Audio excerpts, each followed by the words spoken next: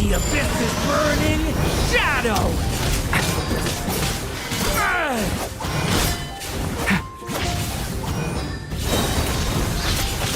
Okay!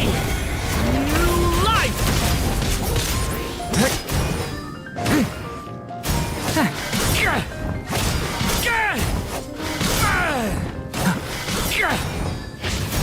Flowering claw!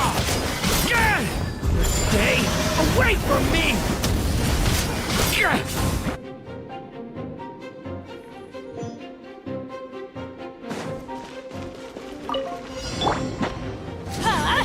Take cover! Everybody stand back!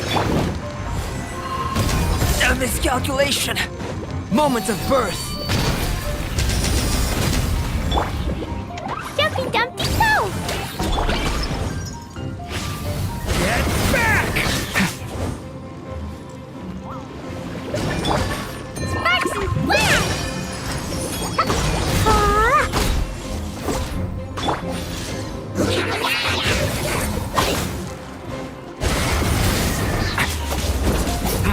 A lament for the end!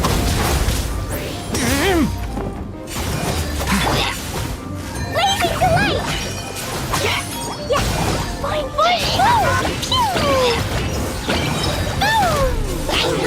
Teamwork is dreamwork! Feel this ancient power. Leave it to me!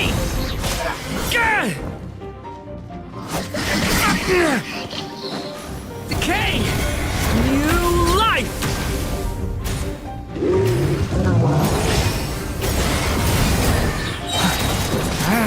Stop that!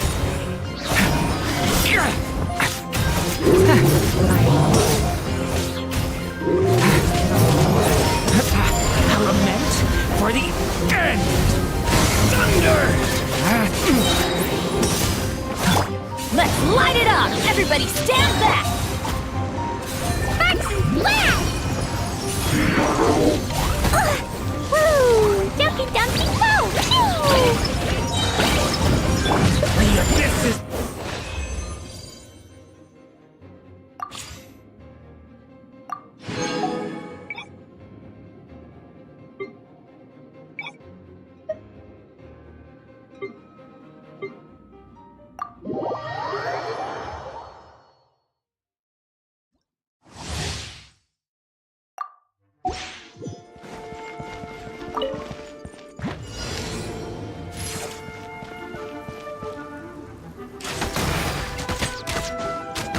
Yahoo!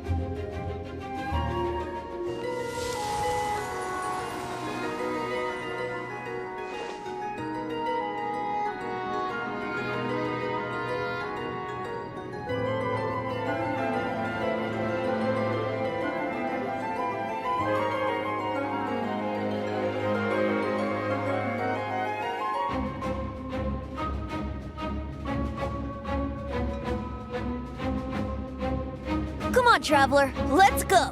The world is time for takeoff. Yeah.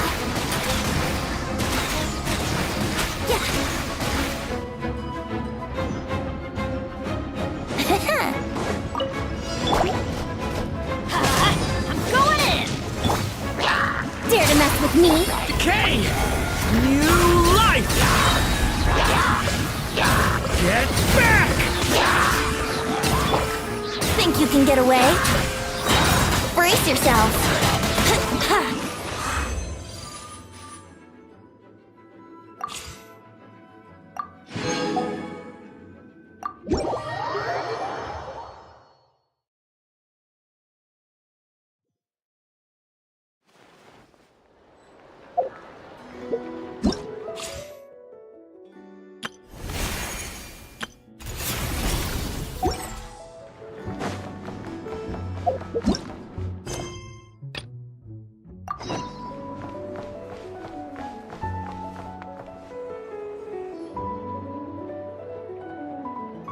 Thank you for waiting. I finished checking your adventurer handbook. Here are your commission rewards. We have no other urgent commissions on the books at present. Thank you for all your hard work lately. Perhaps you two could consider taking a vacation. Amazing! Paimon never thought we'd end up having downtime and not cry.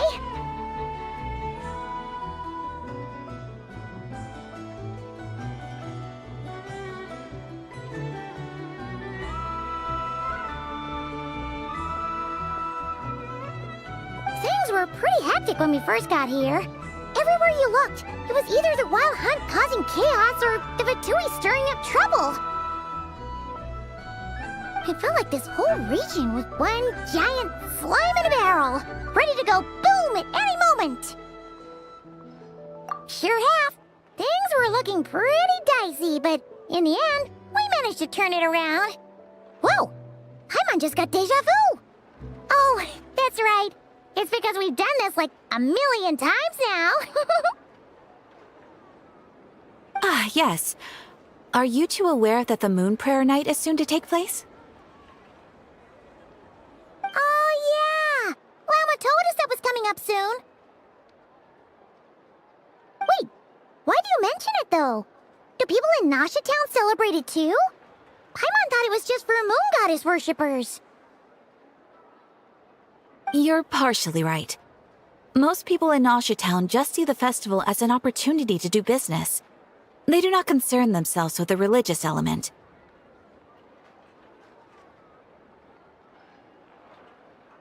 The festival was first celebrated by the Frost Moon Scions. On this day, they would wear moon prayer blossoms and celebrate the birth of the moon goddess through song and dance. They would also prepare food and handicrafts and give them as gifts to others. Over time, it became Nodcry's most lively festival.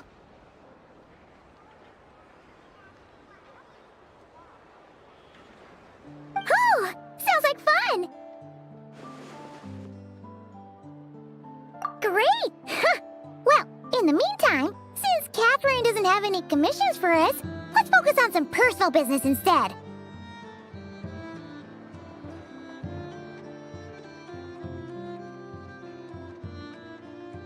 When we first got here, you mentioned that this was where your spaceship landed? We didn't get to follow up on it at the time, because we got wrapped up in that whole rare air situation, but now we can finally start investigating it properly. Well, there's a saying Paimon's heard around these parts, which goes, if you lift up a rock, you'll find something you weren't looking for.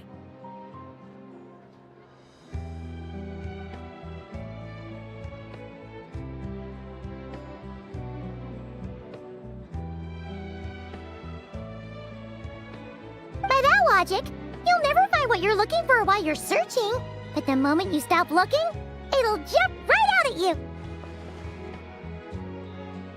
Could be worth a try though, right? Anyway, Paimon suggests we focus on other stuff we want to do for now, and just keep an ear out for spaceship-related intel as we go.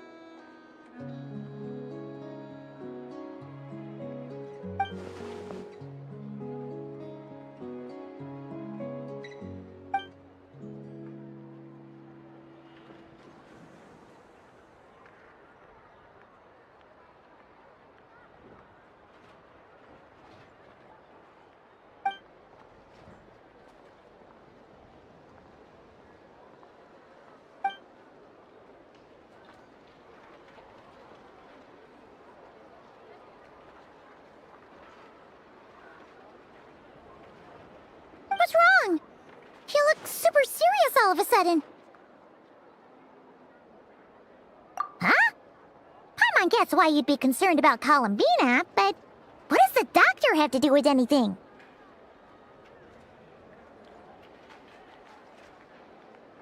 Oh, that's true. And now that you mention it, we're definitely overdue for a showdown with the Fatui.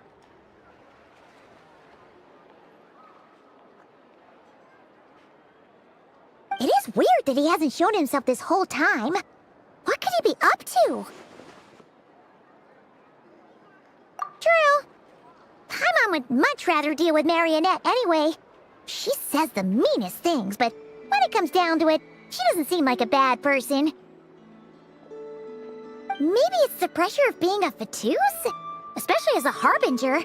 Does she feel like she's gotta act tough to keep up appearances or something? But then, every time we headed out with Rarier, she always wound up having to repair Polonia and her other robots. That's gotta sting. Losing face always hurts more for people who care a lot about their image. She's probably still furious about it.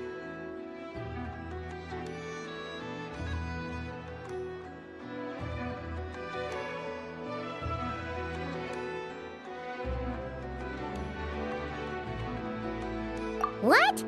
Relax! She's not even here! Huh? What's the matter? Oh, nothing! Sorry, we'll be on our way now.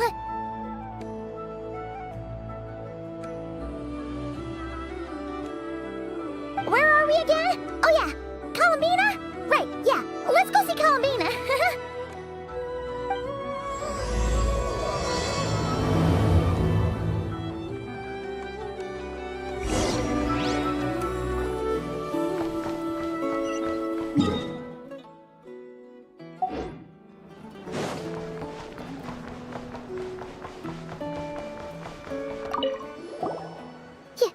You won't snitch on us, will you? I'm not entirely sure what you're talking about. But rest assured, I protect client and adventurer confidentiality as a matter of principle. Phew! That's a relief. Paimon does not want to get an earful from her.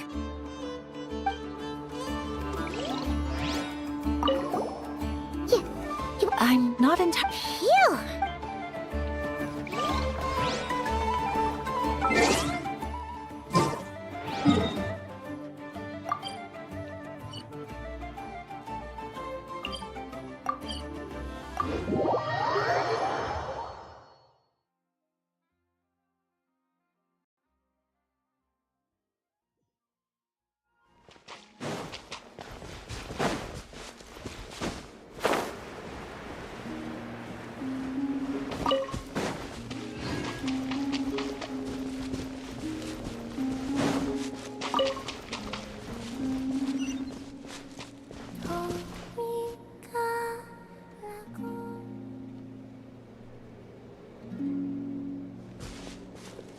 Hey, she's sitting up!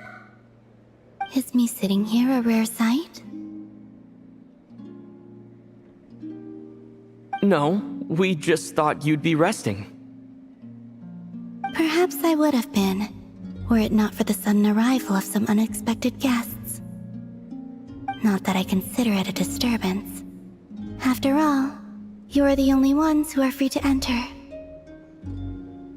Would it not be a little unfriendly of me to lie down while we speak? I didn't realize you put so much thought into little things like that.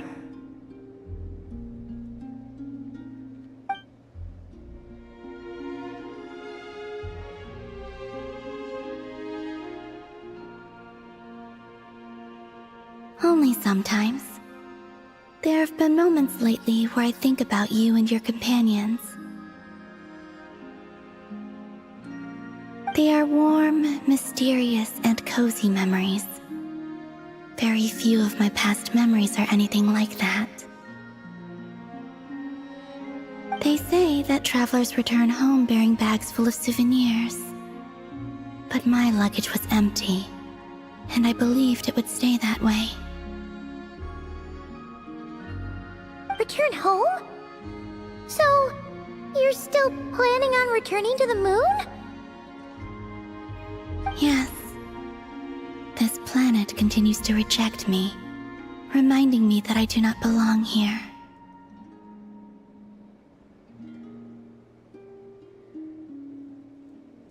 If I remain into that, there will come a day that I disintegrate. And I don't mean reduced to dust, or turned into food for the flowers. I mean, I will cease to exist entirely. Alright then.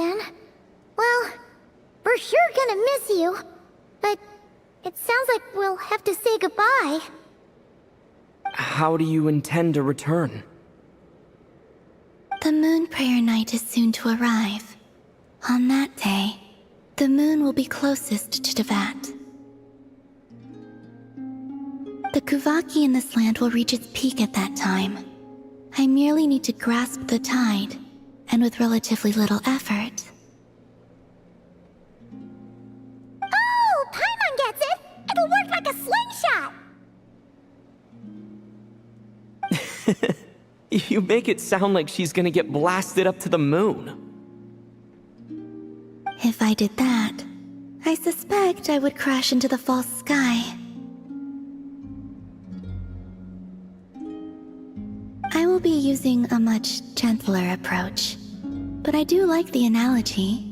It's fun. You see? She gets Paimon's sense of humor. In the blink of an eye, the time has come to part ways. It does feel that way, doesn't it? Time seems to fly fastest when you are enjoying it. I have always thought of myself as a wanderer on this earth, and it has never expressed any desire to keep me here. Yet, just as I plan to depart, it tugs at my arm. Is this a gesture of affection? Or is the world mocking me? Oh. Were you hoping I can answer that? Yes. You are a traveler, so you must have a lot of experience in this area. Then, what I would say is, enjoy the moment. That's right! Don't overthink it! Happiness is happiness and joy is joy! The point is to enjoy it, not analyze it! I see. Then what I would say is, even though I am very tired right now, I am still happy.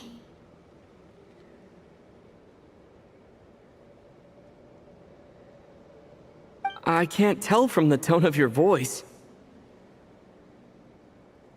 Oh, really? You don't think I sound happy? I'm just kidding. I could tell you were in a good mood today from the moment we saw you. Ah, a joke. Albeit not a funny one. Anyway, I assume you're here about you-know-what. Give me your hand.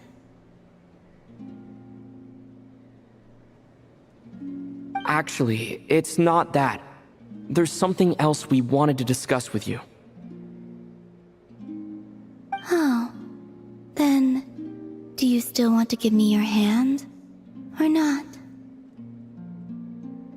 Sure.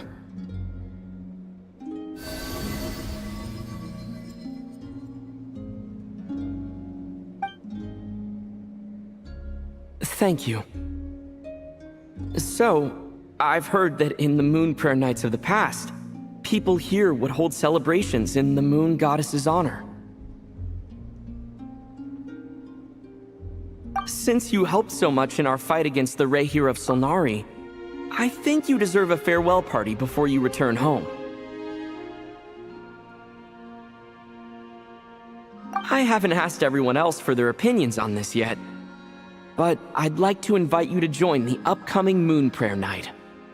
I've never joined a Moon Prayer Night before. I'm not sure what I would even do. Oh, don't worry about that! We take care of everything! All you need to do is show up. Of course, there's no need to force it if you're not feeling strong enough. It's just, this kind of felt like a golden opportunity. But they call me Kutar, and the Fatui have an arrest warrant out for me. I shouldn't appear in public right now.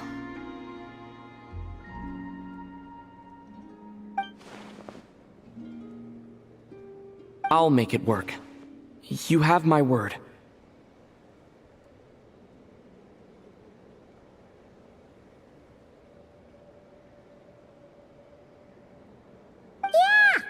got your back. Well, he does. Paimon's actually not too sure what he's planning.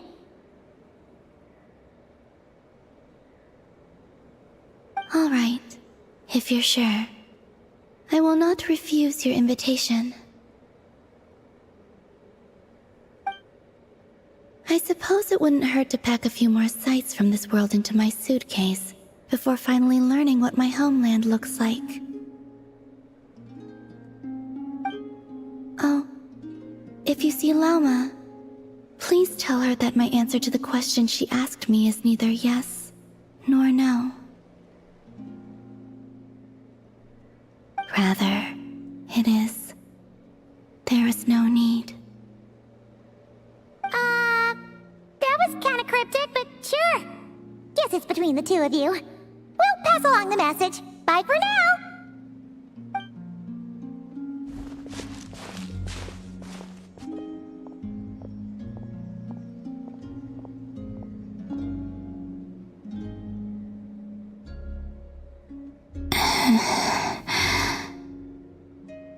And also, I do not know.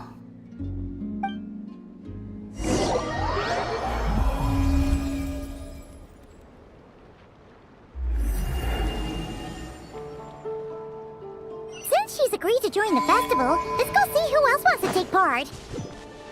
Lauma's gotta be the person most familiar with the Moon Prayer Night. We should start with her. Also, what exactly is your plan to keep her safe? Not sure yet. I'll figure something out. What? Are you serious? And Paimon even gave you her vote of confidence back there! When did you become so sneaky?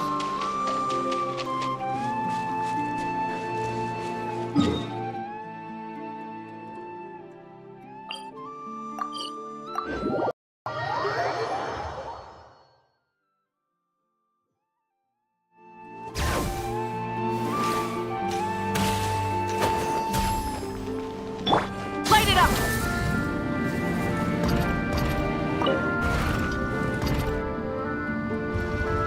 Hey, Llama! It's us! Huh? Varka? What are you doing here?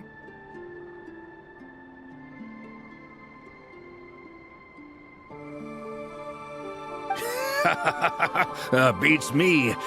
I had a bit too much to drink last night, and when I woke up, I was on Hisi Island. Mr. Varka is helping to oversee Nasha Town's preparations for Moon Prayer Night. He is here to go over some details regarding the decorations and custom cloth designs. Right, yeah, that too. What do you mean, that too? Yes, celebrating this festival is a long-held tradition here in Nodcry. On this day, the crescent moon at the top branches of the verdant crest turns into a full moon, and the moon prayer blossoms bloom with a special radiance. Our people take these to be blessed omens. It's an especially welcome event coming off the back of all that nasty business with Rare. Everyone got put through the ringer recently, and now they're looking to turn their fortunes around. The big shots in town all agree that a big, lively celebration is just what we need to rebuild people's faith in this place. No wonder Catherine said that people weren't so bothered about the religious element. That's right. It's become more of a local custom by this point. The celebrations have little to do with whether the religious stories behind this event are true or not. Even the Frost Moon Scions are eagerly awaiting the coming of Moon Prayer Night, despite now knowing that their past beliefs were founded on a falsehood. That's fair. It's a bit like the lantern ride in Liyue. It's a chance for people to enjoy themselves, not debate the existence of the Adepti. Oh, one other thing! We just went to see Columbina. We went ahead and invited her to take part in the festival this time. Hope it's okay. Wait, so... you mean she agreed to it? Huh. That's quite a surprise. Then I suppose that she intends to return to the moon on that day. Oh, yeah! It's kind of a complicated process, but basically, it's like a slingshot. I understand. In truth, I had a feeling that she might make such a decision. Well, if Kutar has decided to participate in the festival, we should prepare accordingly. Yeah, exactly. She was saying how it could be risky for her to show her face in public. We were wondering if there was any way we could hide her. Unfortunately, the people who carved the statues did an excellent job of capturing her likeness. It will be very challenging to hide a goddess whose face everyone is so familiar with. Darn! We may have bitten off more than we can chew here. Nah, don't sweat the small stuff. We can handle that. Huh? Are you saying you have a plan? Not as such, no, but the most important thing with a festival is to keep the mood light and your spirits up. You can't go preparing for a festival with those long faces. You'll never convince anyone to enjoy themselves.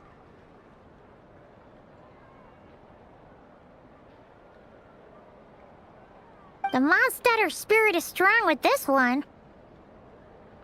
As it happens, I agree with Mr. Varka. Let's start by making our appreciation for Kutar the beating heart of the festive atmosphere. And who knows? Once we get the ball rolling, perhaps everything will just fall into place. Hey! Did you catch that? Llama said the thing! Or close enough, at least.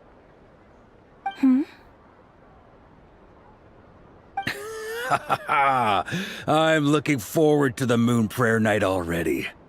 We have a festival in Mondstadt called Windbloom, and you can always tell which couples are celebrating it for their first time by the smiles on their faces. Big, beaming smiles like their whole face is glowing. And I have a feeling we'll get to see that same smile on the Moon Goddess's face at this festival. Not quite the same, surely. Anyway, I'll take care of business in the city, but I'll have to leave the decor up to you and the Frost Moon Scions. No one else can capture that traditional aesthetic quite like you guys. But lastly, there's the final key element that brings the festival to life: companionship. Before you leave, let me show you something that we've been preparing. Mr. Varka had asked to see it already, so you may as well tag along. Also, I have some further questions about Kutar's decision.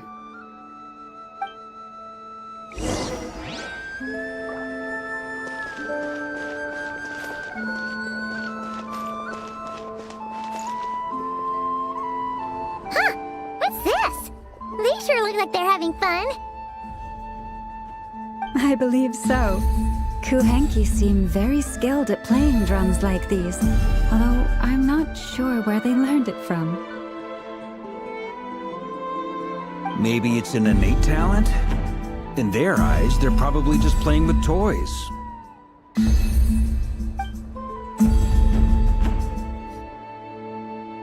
Lunatar!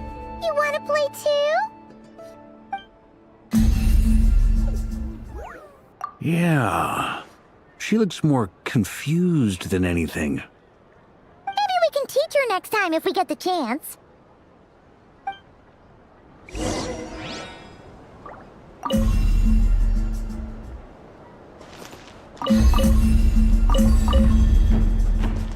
What are these floaty things? Moon veils. We hang them from buildings in the city during the festival. When you look at the sky through them, it creates a lovely misty effect.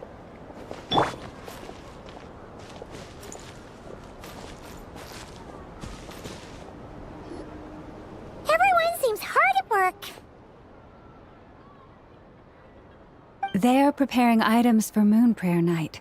For instance, the sculpture being made over here, Mr. Varka and I were just finalizing the details of where it will be placed. Ah, there she is. I didn't know the finished article would be so large. Not to worry, though. All the necessary arrangements have been made. Just let me know once it's ready, and I'll get some people to ship it over. You have my thanks. And over here, we are preparing a very traditional confection. Oh, look at all these colors! It looks great! Can Paimon try one? Of course. I have a feeling you'll like it a lot. You bet! Sweets and treats are Paimon's favorite! If you included those in the Feast of the Moon, I bet Paimon would have joined the Frost Moon Scions by now.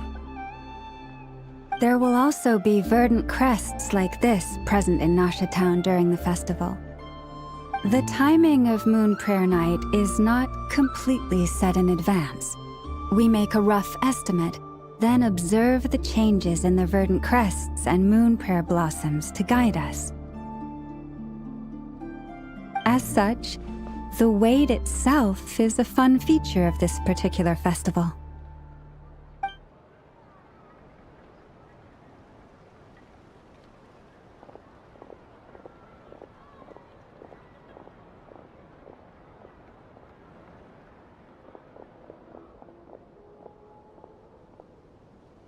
Let's talk here. To tell the truth, I am very surprised to hear that Kutar is willing to participate in the festival.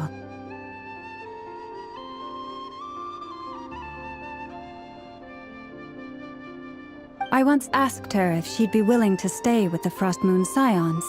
I could introduce her to everyone, and we could be a family to one another. She did not answer, but she has not appeared here since. I took this to mean her answer was no, but if that were the case, she would not have accepted this invitation. Ah,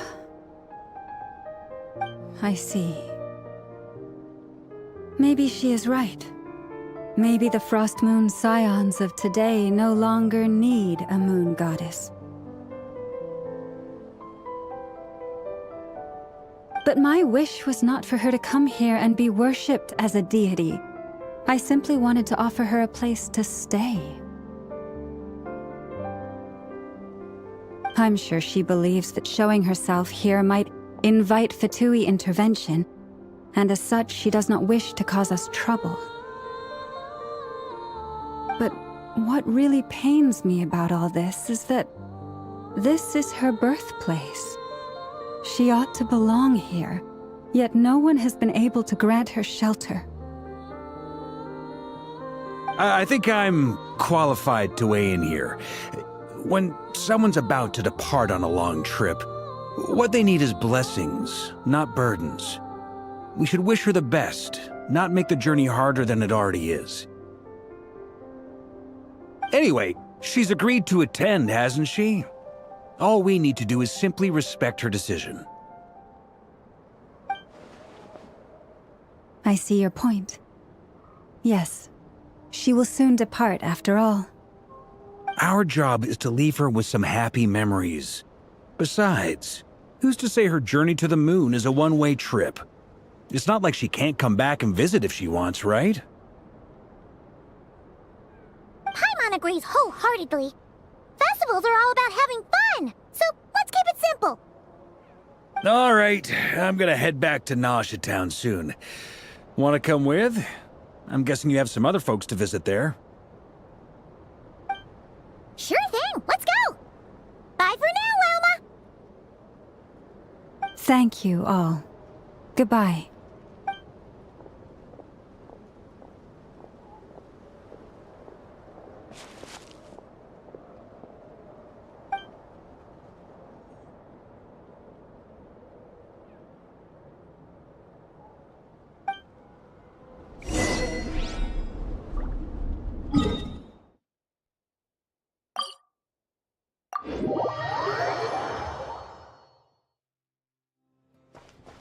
Ad Astra.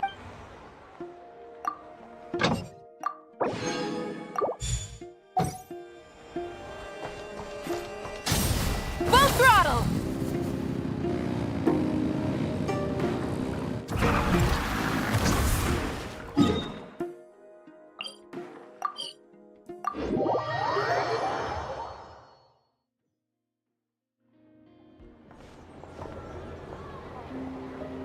Huh?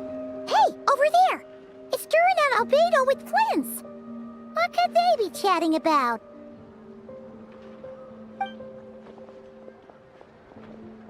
Your guess is as good as mine.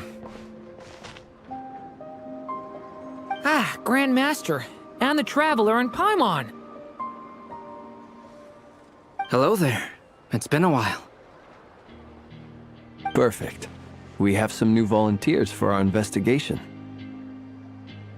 Wait, let me guess. The righteous Lightkeepers are finally ready to hunt down the Abyssal Dragon?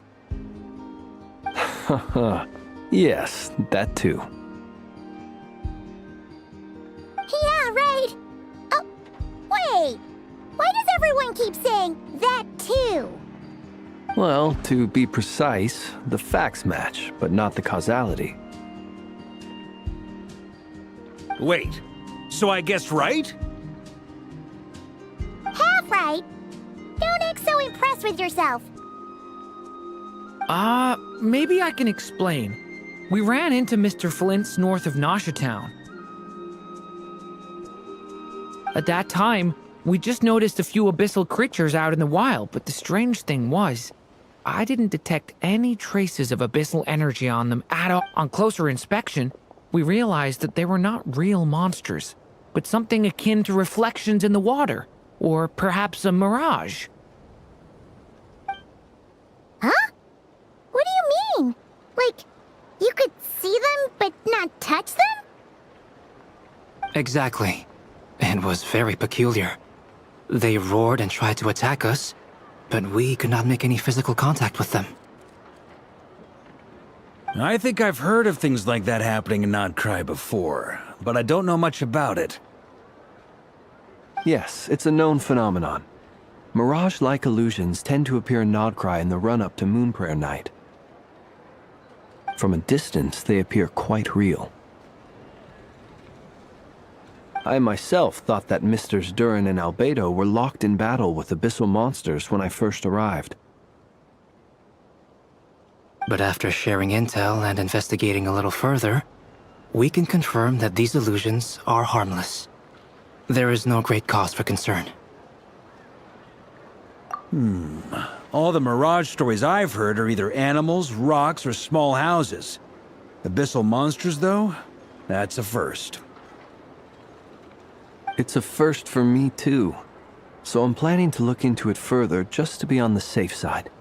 I intend to inspect a few more locations. What about you two? Any plans? Alice contacted me a few days ago. She'd like me and Duran to assist her with an experiment.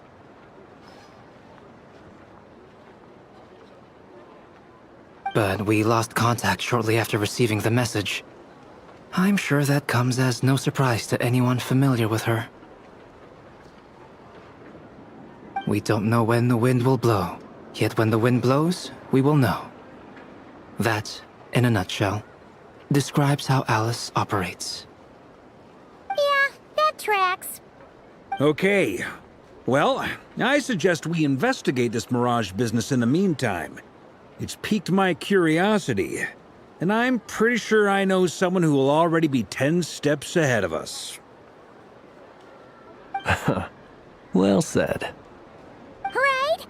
Whatever's happening in Nodcry, she always seems to be the first one to know.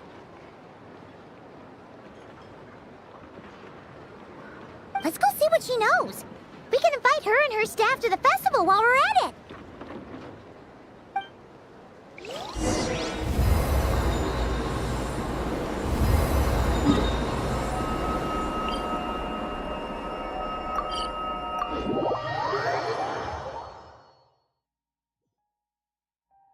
Crash from the sky!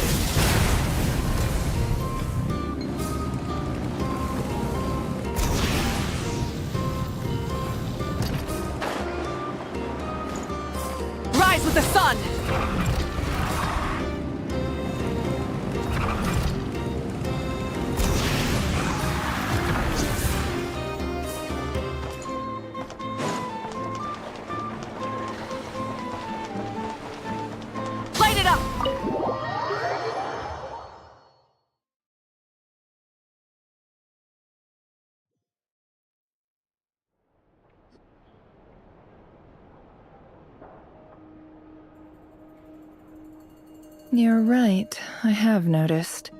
There's certainly something a little fishy about this situation. Only a little, though.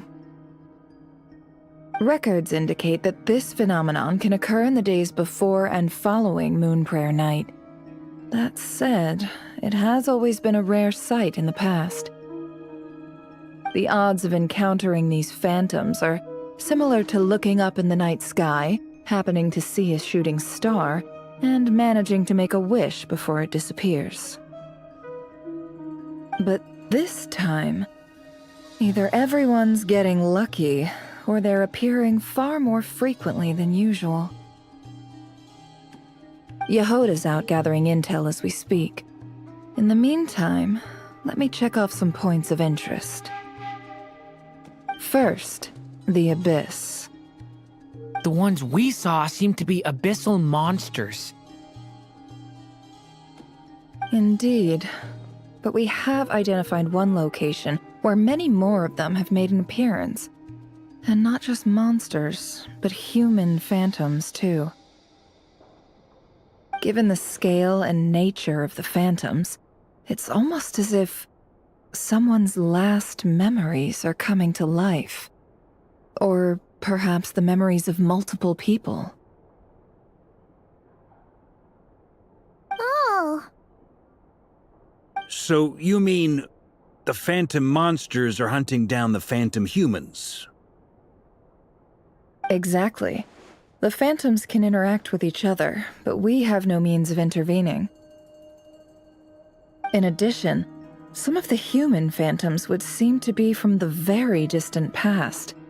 This is clear both from the clothing they wear and the stories they tell.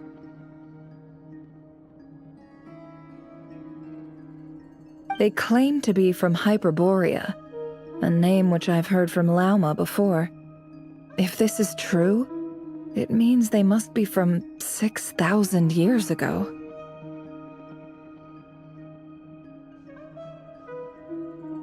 Did Paimon hear that right? 6,000 years? It sounds like this merits further exploration.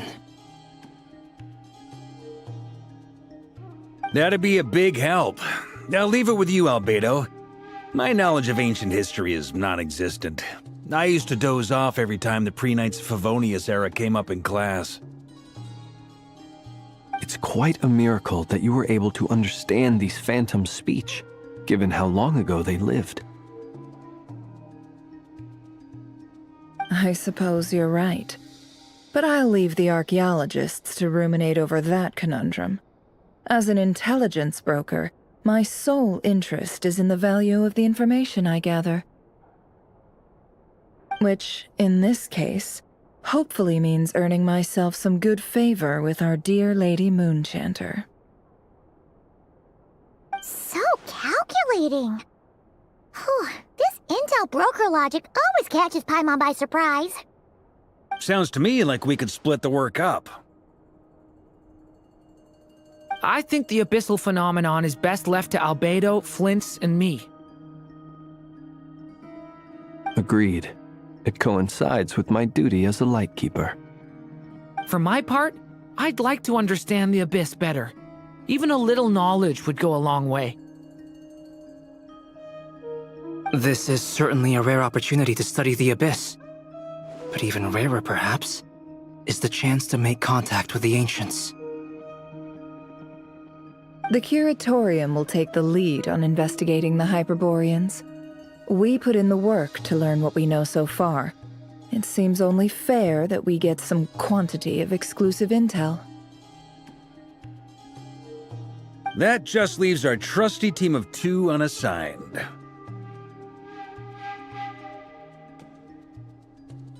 Since you became an honorary knight, of course.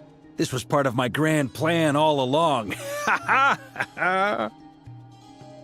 Oh yeah, by the way, we managed to convince Columbina to come to the Moon Prayer Night celebrations. Would you and Yehoda like to join too? She agreed to that? Huh. Quite an achievement. Never underestimate the traveler, I guess. I'd be happy to join. No point shutting myself inside when the streets are all decked out. I doubt any clients will be visiting during the festival in any case. And Yehoda loves a party, so I'm sure she'll jump at the opportunity. No. No. No. No. No. No. No. No. No. No. Way to contradict me in front of... Wait. No, that's not what I have bad news, boss. So many people. All right, everyone inside, quick!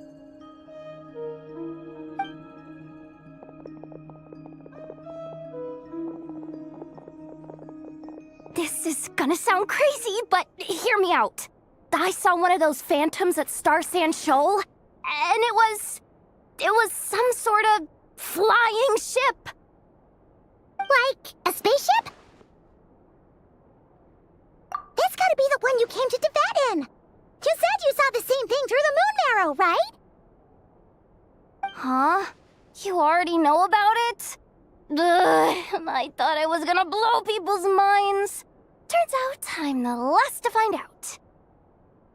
Wait. Back up. You came here in a spaceship? Now my mind is blown! What's it like on the inside? Was it like flying through space? I want to know everything!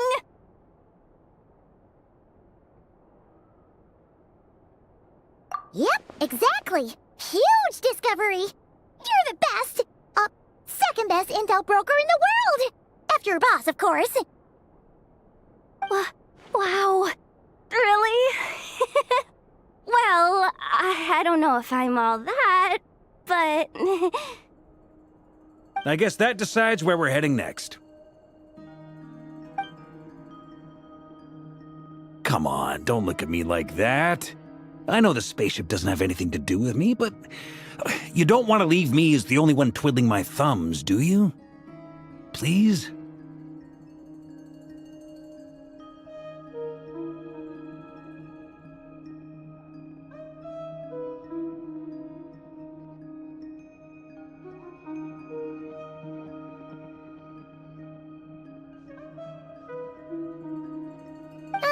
Fair enough. You can tag along.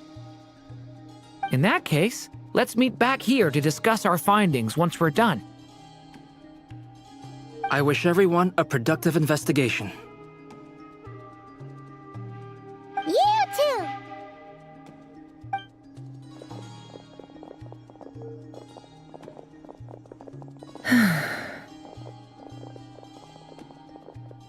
What's up, boss?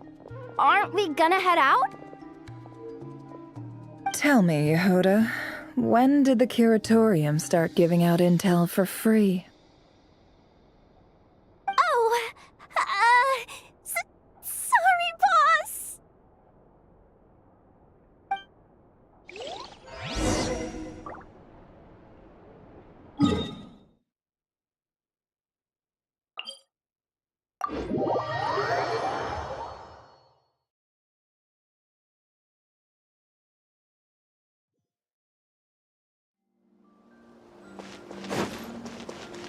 Rise with the sun!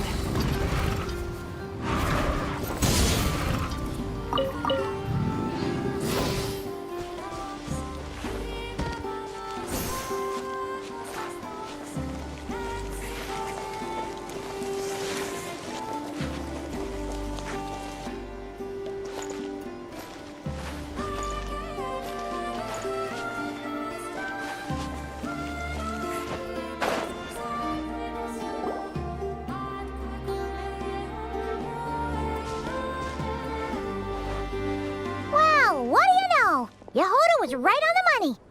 This Phantom really is your spaceship. But that's so weird. Why would it show up here? Is it some kind of projection? Or a ghost? Like, maybe it no longer exists, but somehow it left an afterimage? Ah, you're already here. Miss Lauma, what a surprise. I thought you were busy with festival preparations. I was, until one of our people informed me that a strange sight had appeared at Starsand Shoal. No one's ever seen something quite like this before. I thought I should see it for myself. Same here. Oh, so we heard that these things appear around the festival period. Any idea why that is? Unfortunately not.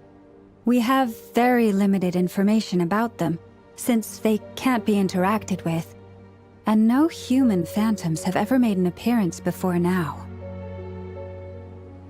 The most we've been able to deduce is that these sightings appear to be connected to the increase in Kuvaki energy around this time. Yeah, seems like that's all we can do. This is all so confusing. Allow me to lend you a hand.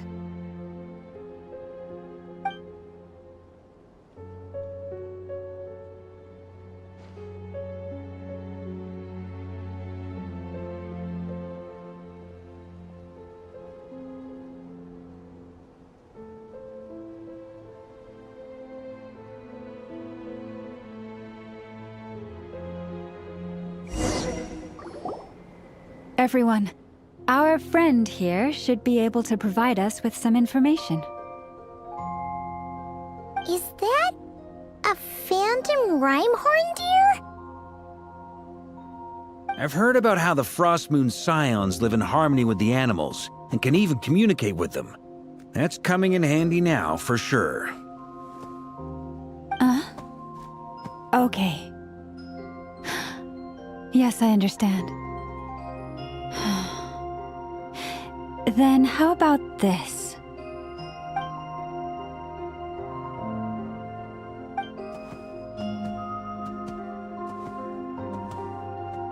Oh, it's leaving.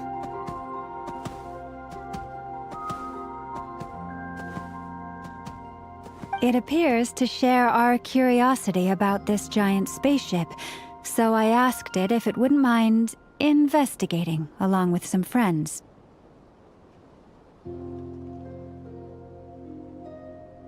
In return, I told it about some nearby spots where the wild fruit grows abundantly.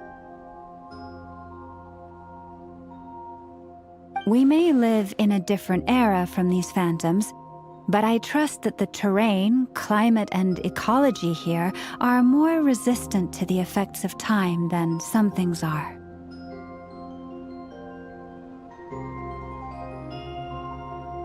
Let's give them a moment and hope for the best.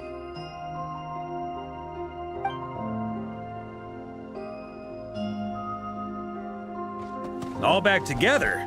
Must have been a lot of fruit.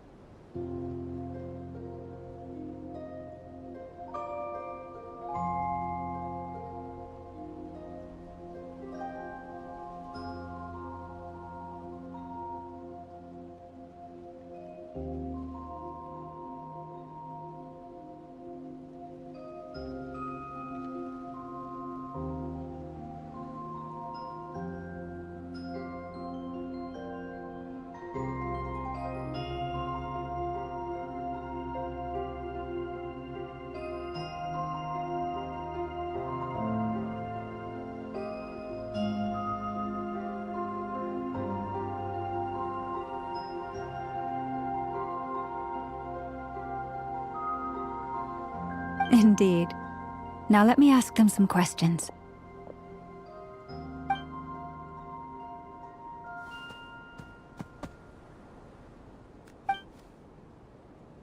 It did find a lot of wild fruit, enough for them to feast for a long while. This puffin circled in the air several times, but didn't spot anything out of the ordinary. Certainly nothing to do with the spaceship. Huh. Well, it definitely makes sense to get a bird's eye view. Indeed. Other than that, I was also thinking that the world these phantoms see is also different from ours.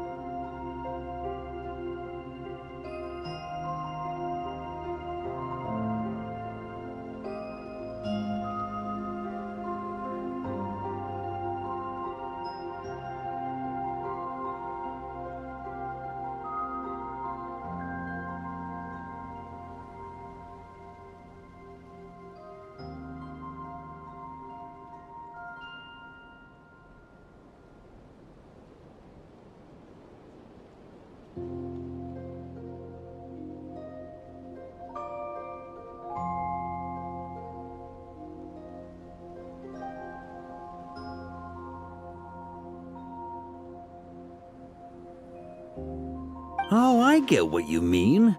The wild fruit exists in both times and spaces, but there might also be things that only exist in that space-time, which we can't see.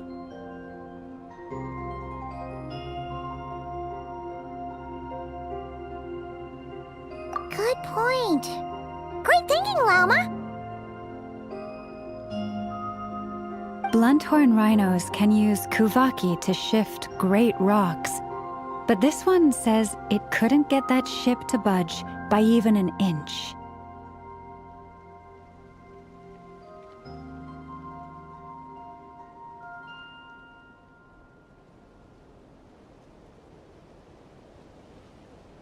The sniffer mole tried too, but despite being a skilled digger, it could not get through. They say that the spaceship looks robust and undamaged. It seems completely impervious to any and all attacks. Whatever lies within is well defended from harm. So, just like us humans, there was nothing they could do about this spaceship either. Yes, still, they deserve our thanks. We are grateful for all your efforts, dear friends. Now go, and enjoy your feast.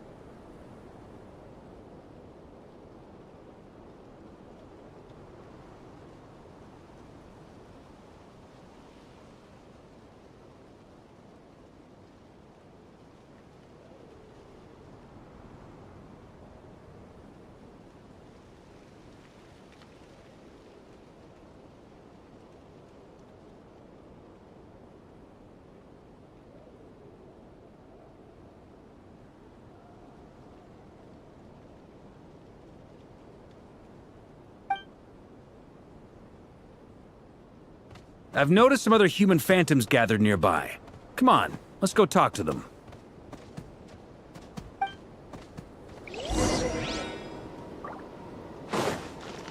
Light it up! Full throttle! What is this thing? I've never seen it move, and there's no way to get inside. Goodness knows. My grandpa says it's been sitting here at least since his grandpa was still alive. What about his grandpa? Did he say anything to your grandpa's grandpa about it?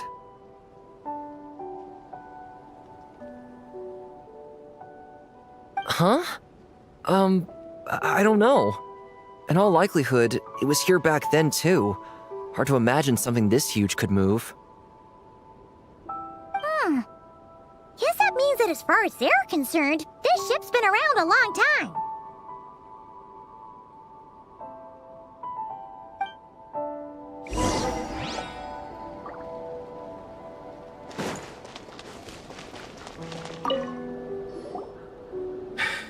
Come on, brothers. If we can get even a small chunk off of this thing, it's gotta be worth a fortune. Today is the day we strike it rich. Huh? You mean Paimon? Yes, brother, I shall join you. Let's make our fortune. We should go with them. What the? This thing is crazy tough. I can't even scratch it. What's it made of? Sorry, brother. Looks like we'll have to seek our fortunes elsewhere. Enjoying yourself? I was just seeing if I could influence this phantom's perception by playing. But nope, no dice.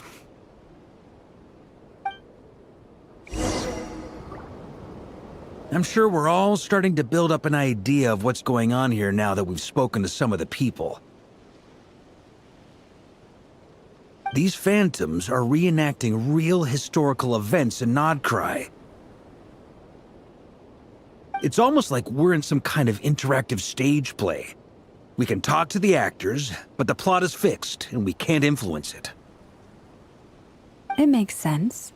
History is set in stone. The objective facts of the past cannot be changed. Paimon totally thought you were just goofing around earlier. But actually, you were doing some serious investigating. Of course I was.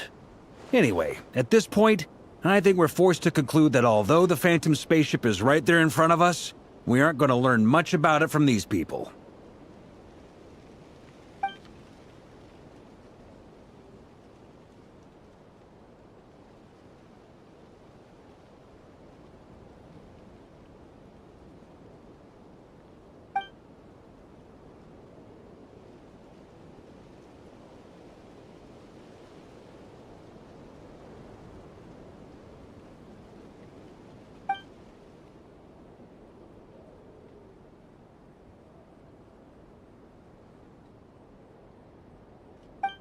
Don't be discouraged. If nothing else, this is proof of the ship's existence. And think about it. So many people tried to hack their way inside, but no one could get the door open. It's made of very tough material.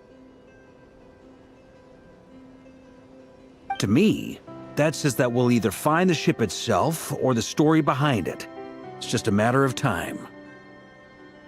Huh.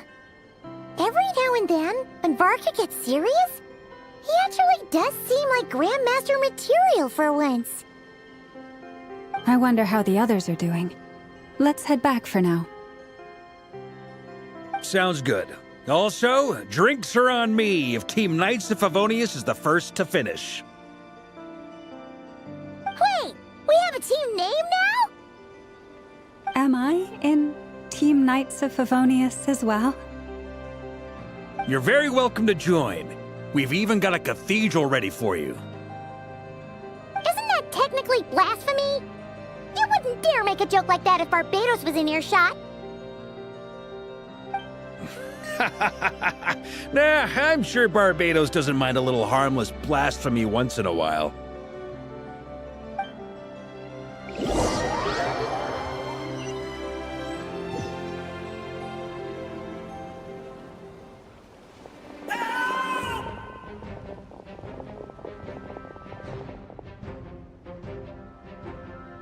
Oh, no! Get away! Oh.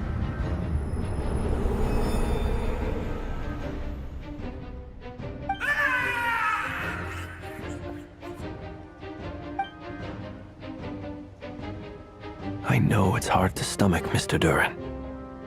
But as I'm sure you've noticed, there is nothing we can do to intervene in that which unfolds before us. But we have to at least try. And try you have. But are you aware of how many unsuccessful attempts you've made now? I wasn't keeping count.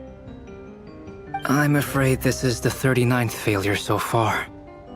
Or the 5th if we're only counting this particular victim. There are no indications that these phantoms may be altered in any way. You seem to have calmed down a little. I'll make us a fire. You should rest and have some water. Feeling any better now, Mr. Duran? May I ask a few questions? Be my guest. What exactly are we witnessing here? What happened to those people? My guess would be that we are seeing Nodcry during the Conrian Cataclysm. Would that be accurate? Conria. That is correct. As you know, once the Abyss senses even the tiniest crack, it floods in and spreads like wildfire. There was a time in the distant past when it permeated all of Nodcry, causing immeasurable harm. The people paid a terrible price to heal this land. Then, 500 years ago, the whole of Teyvat suffered an abyssal disaster. Once more, Nodcry was dealt a devastating blow. I see. In the face of the abyssal onslaught, all were like grains of sand tossed around by a tidal wave, be they human, fae, or god. The moment you witnessed is but one drop in a whole ocean of catastrophe. All right. I guess that answers my second question, too. I wanted to know why there's nothing I could do to help them, and that's because what we are seeing is history. That would be my guess as well. As I understand it, history and fate are not all that dissimilar. The latter may be unseen to us, but both are immutable. Yes. Fate was determined long, long ago.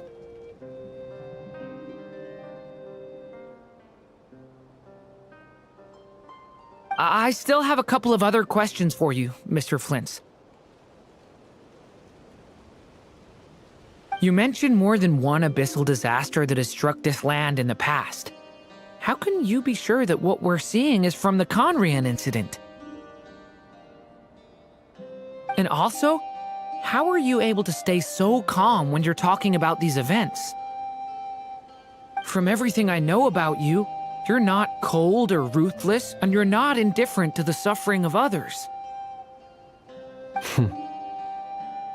Alas, I am forced to show my age. I must be 600 or 700 years old by human measure.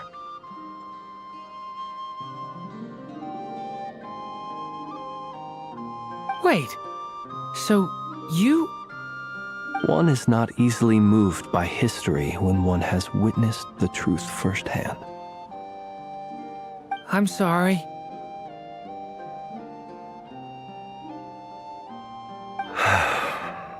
You needn't apologize.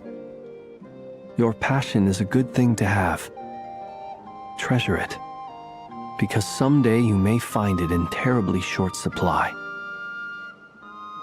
Now, at the risk of offending you, I have a question in return. Your curiosity toward the Abyss, is it born from hatred or because you sense its call? I only ask because I kept a fragment of Rerear's body in my lantern for a short time. Specifically, his heart. So I know what a burden it can be to carry the Abyss with you. And I hear its power growling from somewhere within you. In my eyes, your mere existence is a miracle. My honest answer is... I don't know. I don't think I have the confidence to say for certain. What I will say is the Abyss is not the only issue that haunts me. Even before I became who I am today, the question dogged me constantly. Should I even exist at all? My doubts remain unresolved. But when we fought Rerir, something became a little clearer to me. Sometimes it is the darkness within us that allows us to achieve the impossible. I certainly got the sense from your 39 attempts that you were trying to achieve the impossible. It sounds like you've resolved to see the truth for yourself. Absolutely. In that sense, he and I are quite similar. Then I wish you every success. I look forward to the day of your transcension.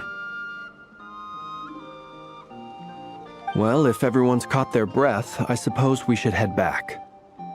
Oh, and one last thing. I'd appreciate if you kept our discussion about history a secret.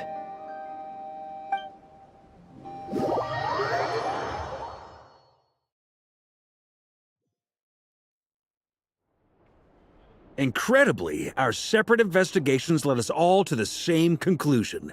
Hooray for consensus! Yeah, but we barely learned anything, though. I totally thought this would be the mother lode. Talking with the ancients? I mean, come on! But nope. All we got was useless snippets of conversation.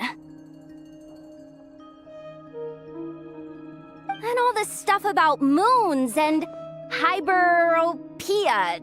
What a load of baloney. Seems like people back then had a few screws loose. I understand your frustration. We found the same issue.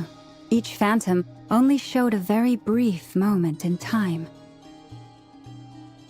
There isn't much value to be found in these miscellaneous fragments of a civilization's history, no matter how glorious it may have been.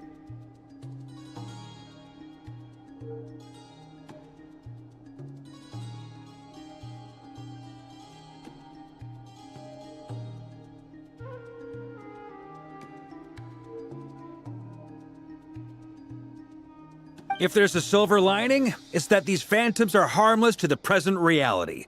They shouldn't get in the way of the festivities.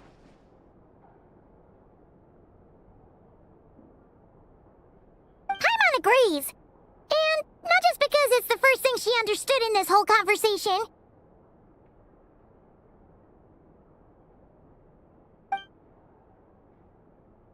You look disappointed, Nefer. Is something the matter?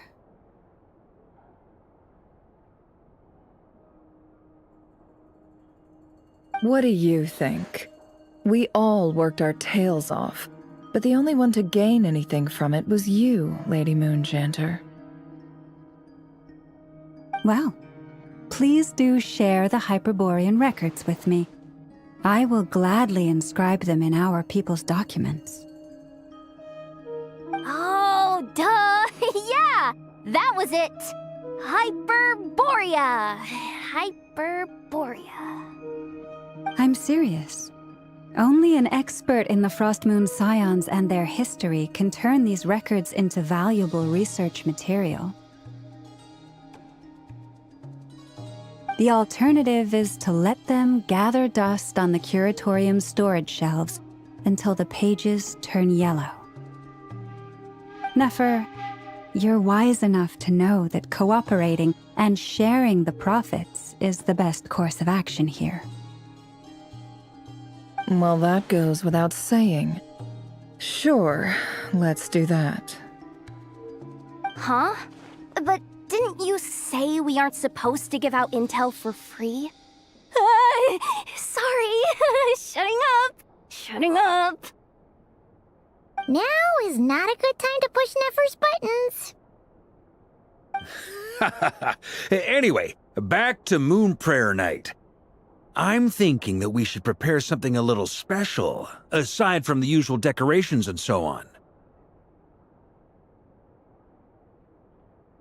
You mean a parting gift? Can't go wrong with food. Although, does food go bad on the moon? Perhaps a lantern would be a better choice. It might be dark up there. It could prove difficult to light a lantern on the moon. Magical stones might serve that purpose better. What about a clockwork mecha model from Fontaine? I've got a whole bunch at home. I use them for fighting practice in my free time. None of these sound like things she would be even remotely interested in. But we don't interact with her enough to know what she likes. Yeah. It would really save us the guesswork if someone could find out what she's into. Wait, what the? Traveler? They're all looking at you. Great! Haha, problem solved. Now, I need to stop by Dory's. Gonna need her help sourcing a bunch of stuff for the festival. Then let's leave it there for now. We all have our own business to attend to. Traveler, if you find out what Kutar likes, let us know right away.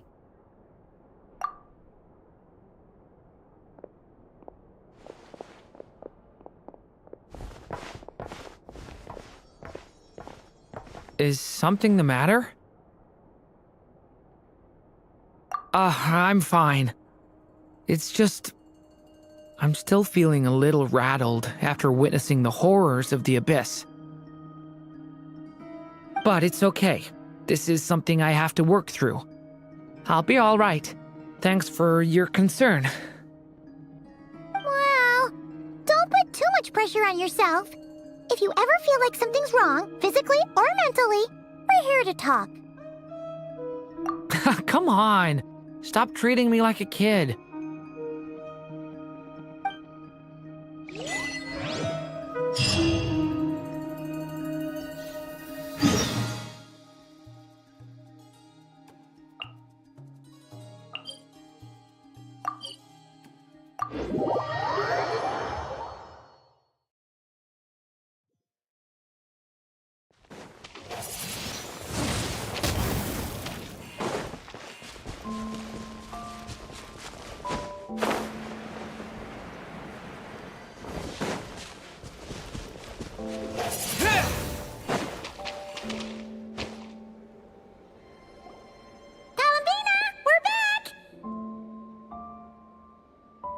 Huh? She's not here. Weren't there a few Kuhenki here last time, too? Where did they all go? Walkies? For Kuhenki? You're not pets, you know. Oh, well. Looks like we just came at a bad time. Let's try again tomorrow. There's still a few days until Moon Prayer Night, so we're in no rush. Besides, she needs time to rest anyway.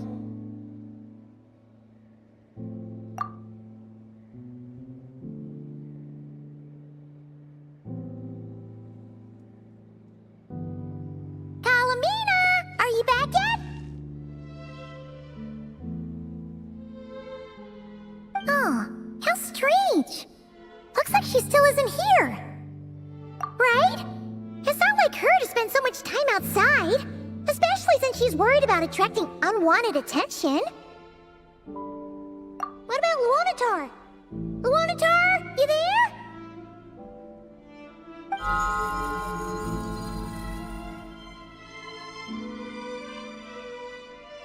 Hey! Do you know where Kalambina went?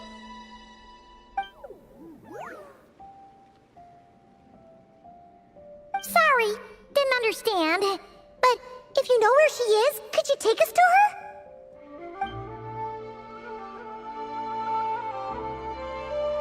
Yeah, that's even stranger. What about him? Oh, that's not good news. They change color when Kalambina gets weaker, right? And they look super pale right now. Good idea. She might know what's happening.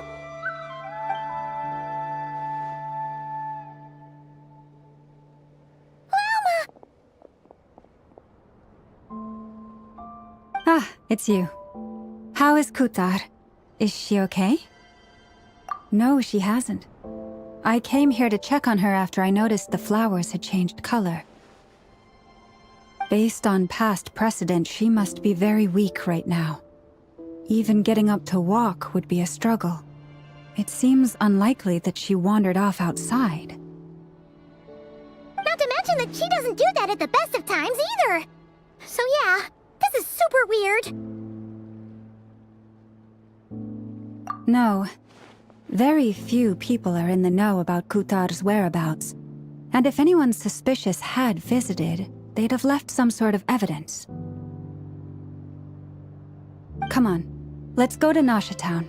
If anyone has seen her, someone there will know about it. It's not Kry's information hub after all. Makes sense. Let's go!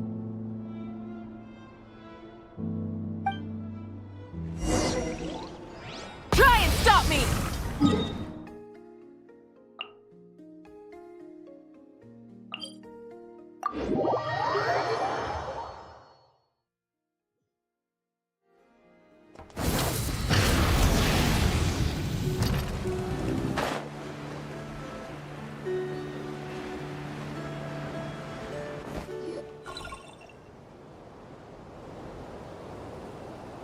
Wait a moment. Is it just Paimon, or is this stall kind of suspicious? Has never been here before, right? No, I don't recognize it.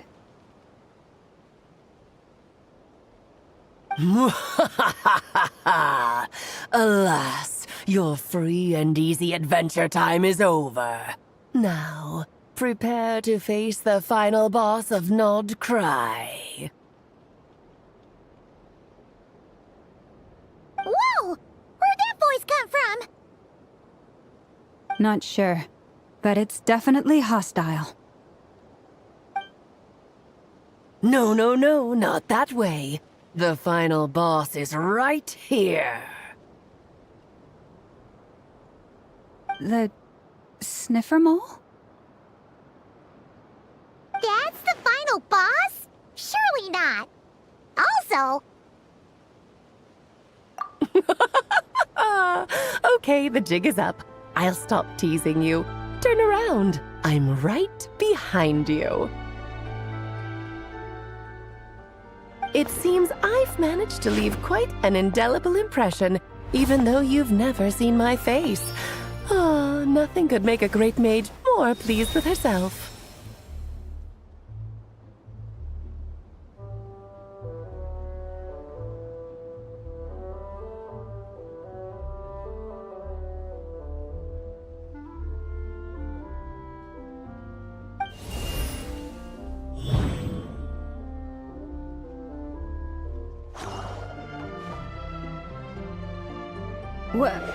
What is going on? I've heard that all the big shots in Teyvat have long, wordy titles that stun people speechless when they make their entrance. Unfortunately, none of them are affiliated with the Hexen Circle, and we ourselves keep a very low profile. The notorious name-dropping doesn't quite work for us. Still, I, for one, think I'm really quite amazing. So that didn't stop me from coming up with a title anyway. Alice? It's really you this time? Not a lantern or a Dodoko, but Alice in the flesh? Oh, that's right. So, what do you think? How does it feel to finally meet me?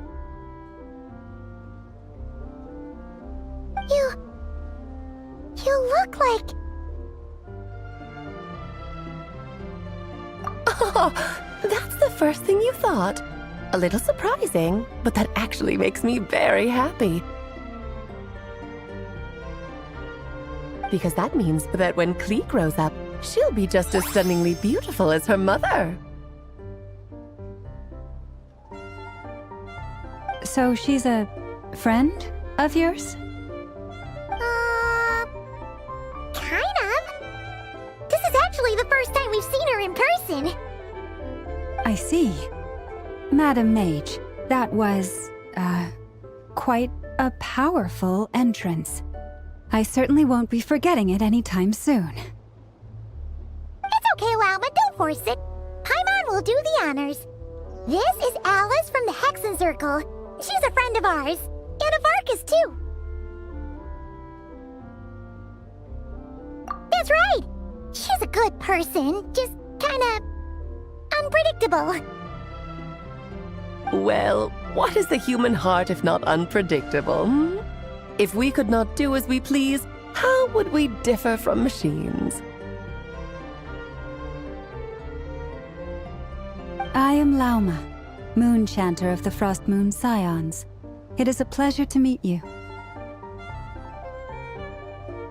Oh, I know. Before you got here, I spent a good, 15 minutes getting up to speed on Nodcry's present situation.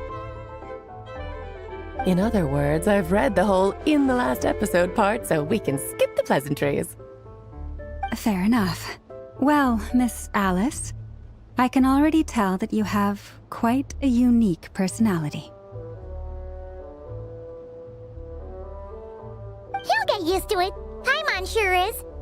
So anyway, what are you doing in Nodcry, Alice? Oh, I thought I told you already. This time, I'm the final boss. And what a formidable foe I shall be. Powerful, confident, decisive, and good luck finding my weak spot. You will never succeed.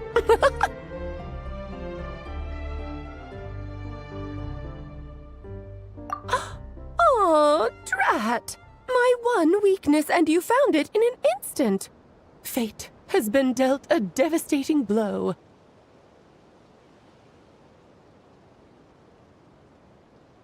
Thus falls the great Dodo King. Why are you playing along with this nonsense? For funsies, of course. What's wrong, Paimon? Are you disappointed in me? Am I a gigantic letdown? No, it's just... You seem like a busy lady. And this is the one time you've shown up in person. Paimon figured it would be for something more high stakes than just goofing around. You're quite right. I'm here in Nodcry because something big happened. Something big enough it caught the attention of the Hexen Circle. It concerns the 3 moons, Tevat's borders, and of course, the moon goddess you are currently searching for.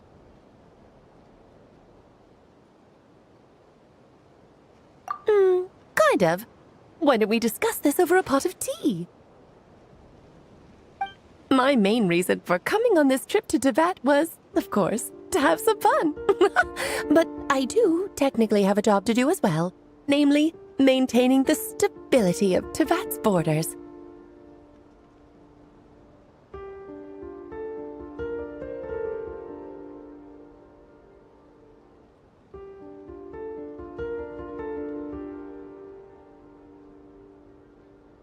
I'll skip over the complicated parts, but to sum it up, abyssal energies are all that lie beyond Tevat's border.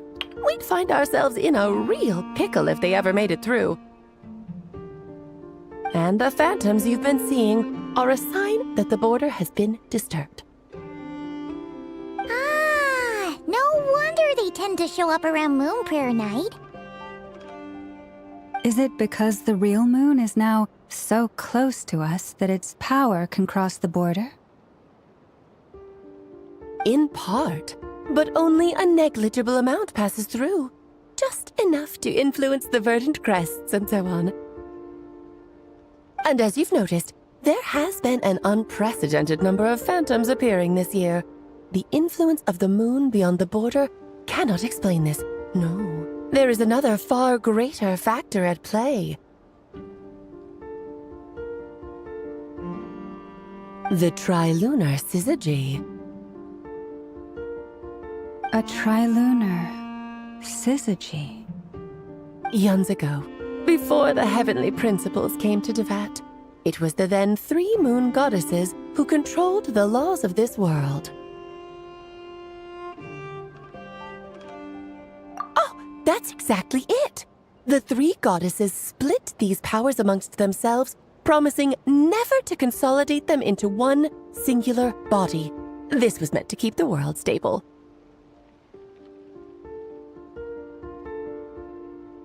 But, fast-forwarding to the present, the Eternal Moon's marrow is with you, while the Iridescent Moon's marrow, which should never have appeared in this world, has been retrieved. Add that to the presence of a moon goddess in the flesh and... the power of all three moons is gathered here in Notcry. There hasn't been an event like this since the War of Funerary Flame.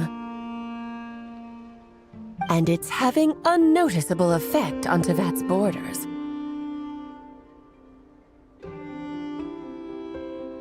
Because I wish to give my darling daughter a peaceful, sunny environment to grow up in. Is that a good enough reason?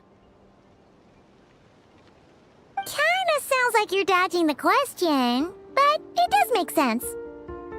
Well, that's one reason anyway, and the most important one. The others are a little complicated to explain. For instance, cleaning up after dearest Miss R. Albedo could tell you more about that if you're curious. But right now, I have a more important question to ask you. Why are you collecting the moon marrows?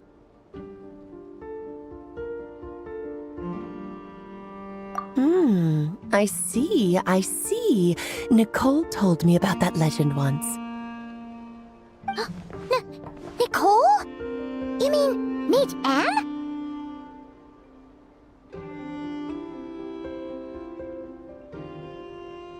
Oh, so you remember. Yes, of course. That was a story about fate, her area of expertise. But back to the story of our dear moon goddess. I'm afraid her intended method of returning to the moon is unlikely to work anymore. What does that mean? She may be missing, but she hasn't gone anywhere. She has disappeared.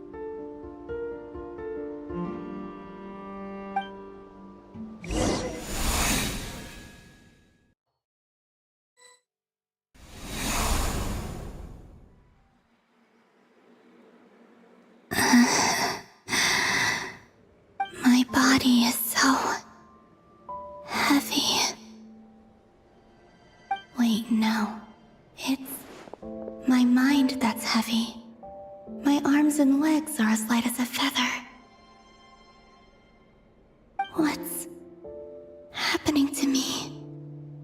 I feel drowsy, like I've been asleep for too long. Is it daytime or nighttime? Is the moon out? I think I'll go for a walk.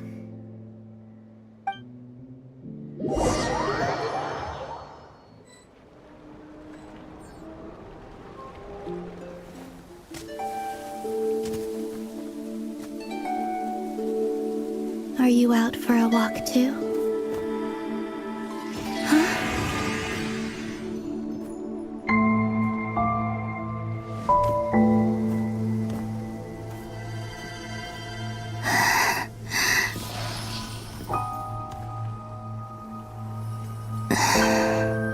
The day has come at last.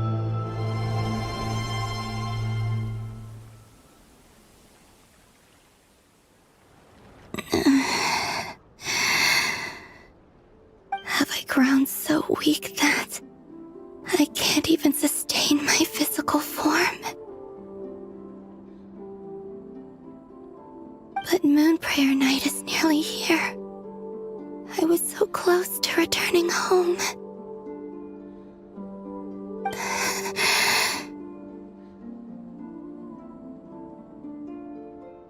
Death is near. Is this how it ends for me?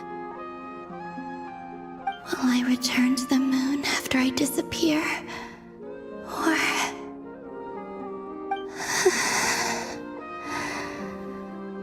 I don't want it to end like this.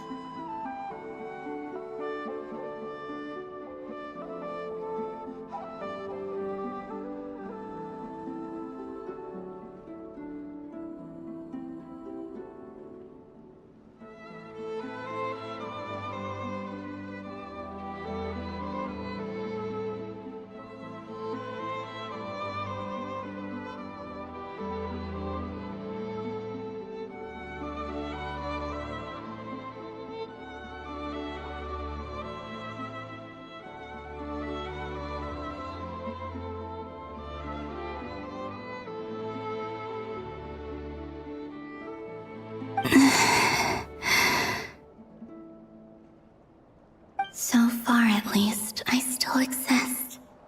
Even if not physically, I can still feel. But as my power wanes, I'm sure that too will fade. I suppose I might take one final look at this world. The world where I was born.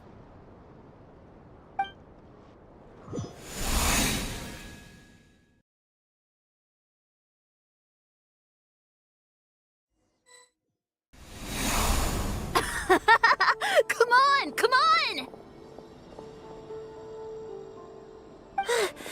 Wait for me! The Frost Moon Enclave. How much it has changed since I was born. These decorations, they're so heavy. It's times like this when you kind of wish men could be priestesses and acolytes. How fascinating. I've never had the chance to be privy to people's private lives in this way. In the past, people would get so solemn and serious the moment I showed my face, like they were frozen stiff. Karina, Lametti, it's time to eat. Coming.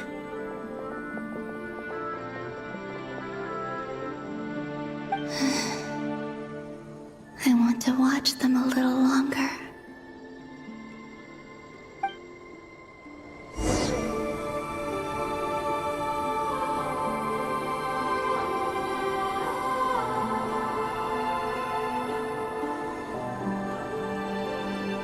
So just fill these balloons with air, right? Yep. Try a couple now to test things out. The rest can wait till Moon Prayer night.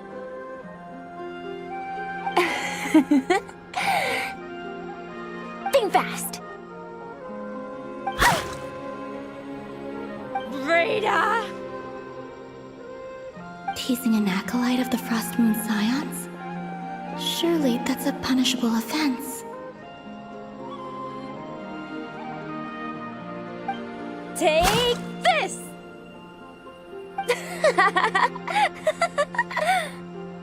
Huh? All right, enough horsing around. Lady Lauma gave us a task. We should get back to it. The task is just to check that the balloons don't leak, right? Doesn't matter if we fill them with air or water. Yeah. Okay, you got me there. And you got me there. But still, we can't use all the balloons before the festival even starts. We won't use all of them. And as long as Lady Lauma's trusted acolyte doesn't snitch, this can stay as a little secret between friends. A couple more can't do any harm, right? Oh, you menace. Then, think fast!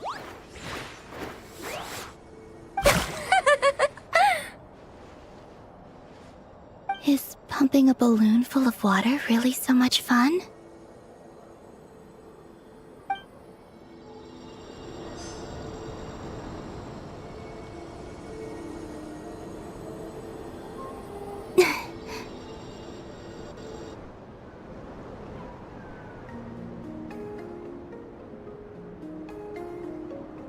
I'm sure you're both tired from playing all day. Come on, eat up. A plain, humble meal. That has always been the way of the Frost Moon Scions. Huh? How come Lametti got a midsummer berry dessert? Oh, I always get Lockaberry. I don't mind sharing. You can have a bite of mine if I get to have a bite of yours. They're sharing food?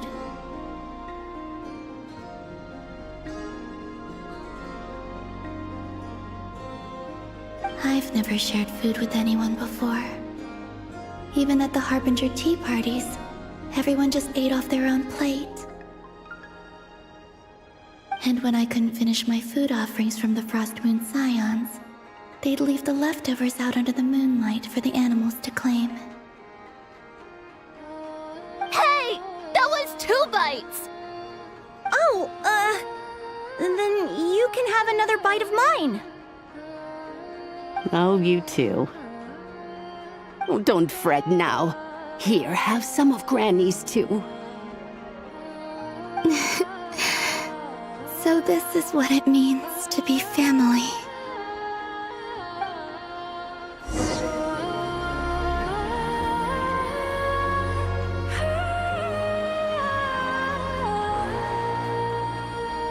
I'm seeing so much that I'd never usually get to see. They'd never act like this when I was around. It's nice, being able to just watch people in peace in these final moments. What a rare opportunity. I think I'll go take a look around Nasha Town, too. Maybe the Traveler will be there.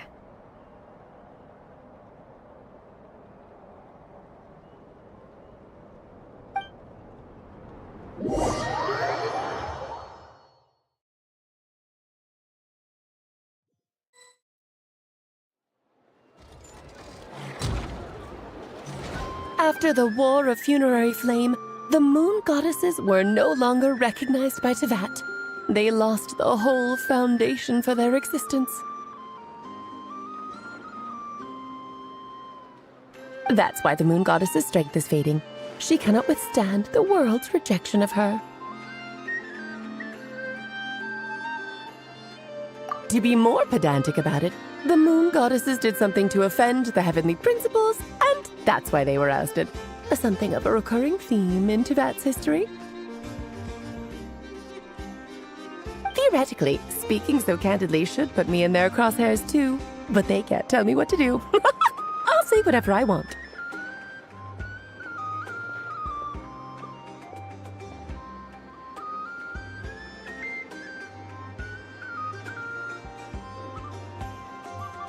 Anywho, the Moon Marrow energies were but a drop in the bucket for her, and that battle against the Ray Hair of Solnari only weakened her further. Fortunately, it happened close enough to Moon Prayer Night when the Kuvaki concentration here is high. That's the only reason she managed to survive this long. What do you mean, fortunately? You said she disappeared. We're too late. Oh, what a headache. I thought this was all common knowledge. I guess I have some more explaining to do. Okay, buckle up. It's time for another lecture.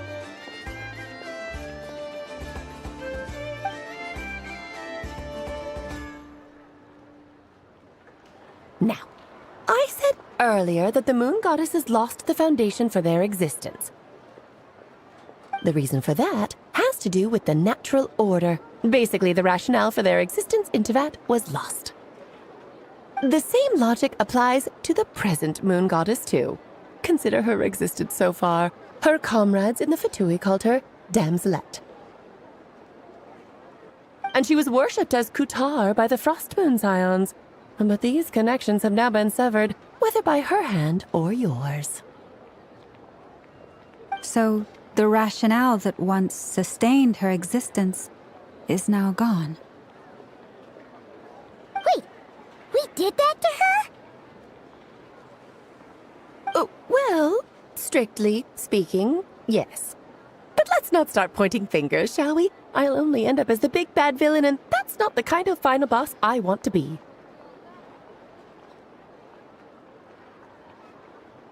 Of course I do. I'm only the greatest mage in the whole entire world. Now, if you wish to find your Moon Goddess, there are 2 problems we need to solve. Firstly, we'll need to strengthen the connection between her and Tevat, at least enough to sustain her until Moon Prayer Night. Strengthen her connection.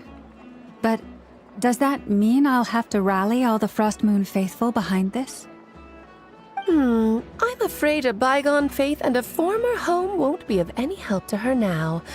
Do you know her name? Her name? Oh, yes. Names are very important things. A name is a fundamental concept that anchors one's entire existence. Then your first job is to find it. As a moon goddess, I'm sure she must have a name she identifies with. Neither Columbina nor Kutar is her true name, and she's never really accepted either of them. So, finding out her real name is enough to sustain her existence? Yes, I know it sounds like a small step, but every journey begins that way. So for now, that's all we need to focus on.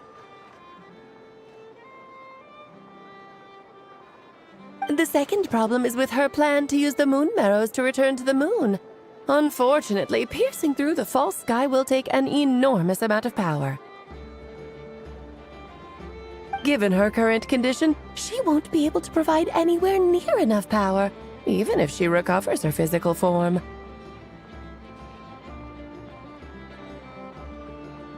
But no need to fret. Nicole's the expert in this field, and I'm sure she'll figure something out. Wait, Mage N is going to help us out too? That means we've got 2 Hexacircle mages on the case. This is turning into a pretty big deal. Actually, this is more of a side quest for me. Like you said, I'm a busy lady, so I can't stay for too long. I'll have to return to Tivet's border soon. That's the upside you get for looking out for my little Klee. Hopefully that will incentivize you to carry on keeping her company in the future. Anyway, jokes aside, you'd better get moving. It will take quite a miracle for the moon goddess's consciousness to hold out till moon prayer night. Oh, I suppose I might as well tell you where Nicole is before I leave. Off you go now. Time to meet your new friend. Oh, yes, and a little suggestion. Don't forget to mind your heads. What? I wonder how Durin's doing. I should really go see him before I head back. You really are super busy. I most certainly am. There's so many children I have to keep tabs on just in Mondstadt. Durin, Albedo, Venti, Varga. Klee didn't make the list, huh? Of course not. Klee is my pride and joy. I have no qualms about her, because she's the best child in the whole wide world.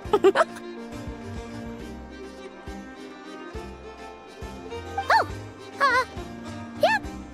Klee's a little angel. I'm glad you agree. Well, all the best. See you when I see you.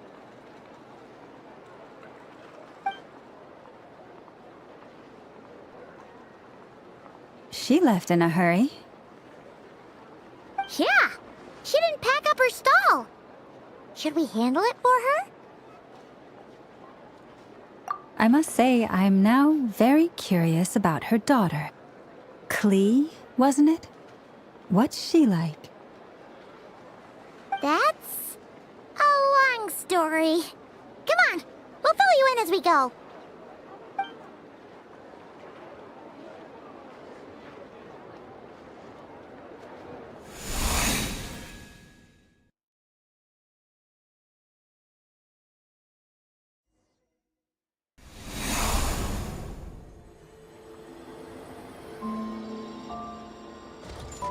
What a lively place.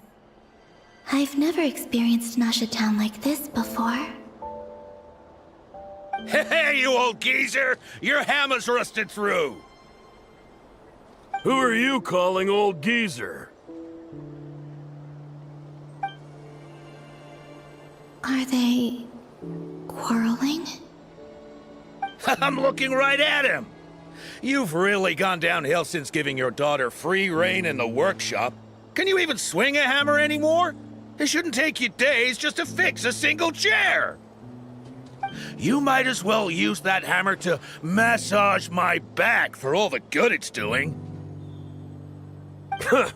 Don't run your mouth, or you'll get a back massage that'll put you in bed for the rest of your life. Look, the materials haven't arrived yet, all right? You know how busy it gets in the days before Moon Prayer Night. I'll bet you send all the materials to your little princess. Blood's always thicker than water, huh? All right, you've made your point, Uncle Koski. As soon as the materials arrive, fixing your chair will be the #1 priority. And Dad, if you've got time to chat, why don't you lend me a hand, See? Lolka knows what the score is. I guess they're friends. But the way they spoke to each other was so ugly. Then again, it wouldn't be the first time I've seen something like this. Columbina! Sing outside my door in the middle of the night one more time, and I'll unscrew your vocal cords. You hear me? Oh, Sandrone. So that was her way of trying to be friends with me.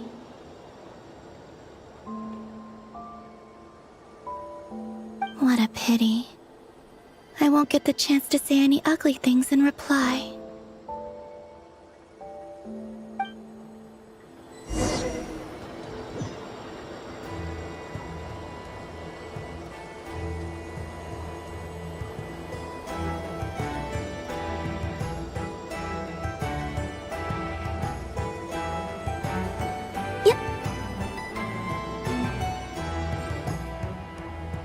Hey, have you decided what to give her for Moon Prayer Night?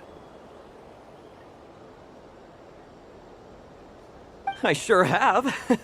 She's gonna get the surprise of her life when she's least expecting it. Then I'll whip out the ring and pop the question. The surprise of her life. What a fun turn of phrase. Cool, I get the picture. You can spare me the gushy details. Ooh, looks like we have a customer. Hello there, ma'am. Would you like some Moon Prayer Night candy? Huh? Is he talking to me? Can he see me? Here you go. Oh.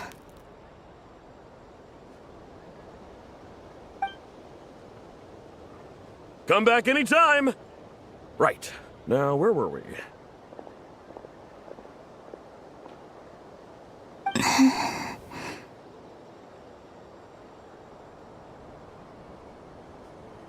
I don't know why, but I still held out hope.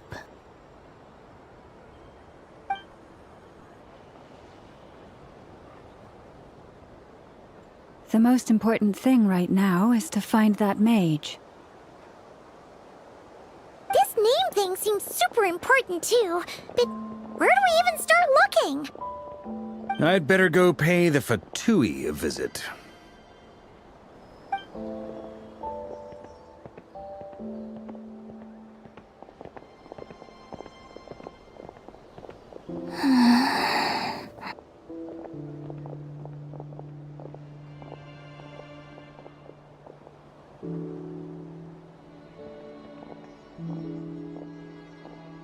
Columbina?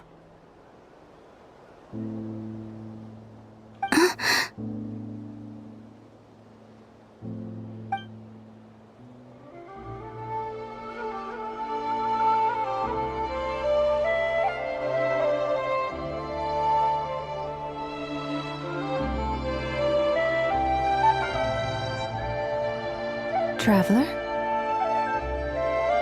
Let's go! This is no time to be spacing out!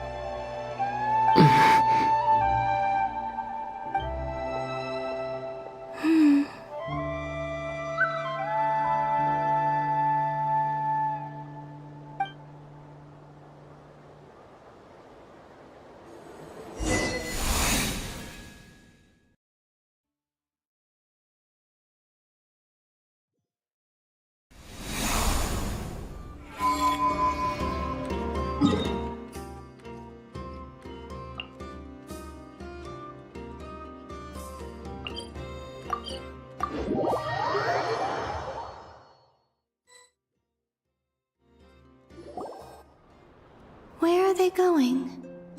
They mentioned a mage and... a name? So, Mr. Varka, are you acquainted with this Nicole? Or should I call her Mage N? Not really. We've never met, though she has come up in conversation. From what I've gathered, Alice kinda took Nicole under her wing. Taught her how to speak in a more ladylike fashion, that kind of thing. Huh. Hard to imagine Alice as an etiquette coach. Yeah, Alice is a larger-than-life personality, I'll give you that. But then again, that's why she's able to draw such an eclectic mix of people into her inner circle. If I remember correctly, being an interesting person is actually one of her main entry requirements. So, if you ever wanted to join the Hexenzirkel, I'm sure you'd both be eligible to apply. Hey! Don't go around making promises on Alice's behalf! I wouldn't dare. I'm just trying to paint a picture of the Hexenzirkel for you. Okay, sure. Anyway, since none of us have ever met Nicole, how are we supposed to find her? We can't just go up to every woman in sight and ask, "Hey, are you Nicole?" Maybe something she's wearing will give it away? Like, a windbloom pinned to her chest or something. Wait a minute. Alice never said Nicole was from Mondstadt. Oh, true.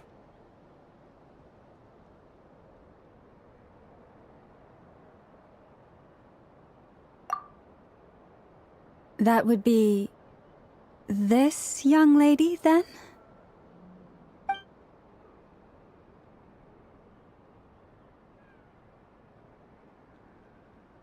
Hey there! Sorry to disturb you, but... are you Miss Nicole? Varka, Knight of Boreas of the Knights of Favonius. Alice might have mentioned me before. Mm-mm. Have we got the wrong person? Sorry. Well, this is awkward. When I shook my head, I meant, no, Alice hasn't mentioned you before. Huh? Where is this voice coming from? My apologies. For certain reasons, I am unable to speak. This is the only way I can communicate with you. It might take some getting used to, but I hope you can understand. Hey, it's fine. I'm more shocked by the fact that Alice never speaks about me. I mean, As for you two, we have crossed paths twice before, but it is nonetheless a pleasure to finally meet you. It's really you! Thanks for all your guidance in the past! You're quite welcome. This time, things are different. We have reached the unwritten pages of the story. You might say that we stand at the crossroads of fate. Now then, allow me to formally introduce myself. My name is...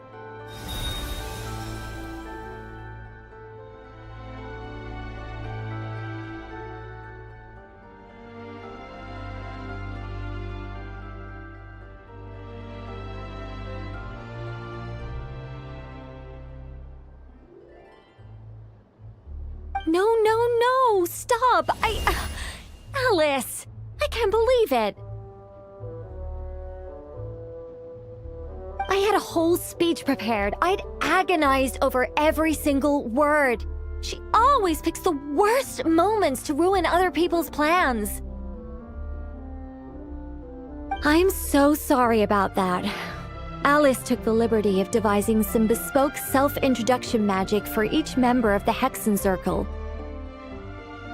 But I could have sworn I deleted all of the triggering conditions for it. How did it bypass everything? Oh gosh, this is so embarrassing. This is a very different side of Nicole than what we're used to. Is she not used to face-to-face interactions? Don't worry about it. We've seen that introduction magic once already, so it wasn't too much of a shock. Please go on, Miss Nicole. We'd love to hear what you have to say, or, well, communicate. Huh? Are they talking to this lady? But... Will you all promise to forget that horrendously embarrassing introduction? Sorry? Embarrassing? When?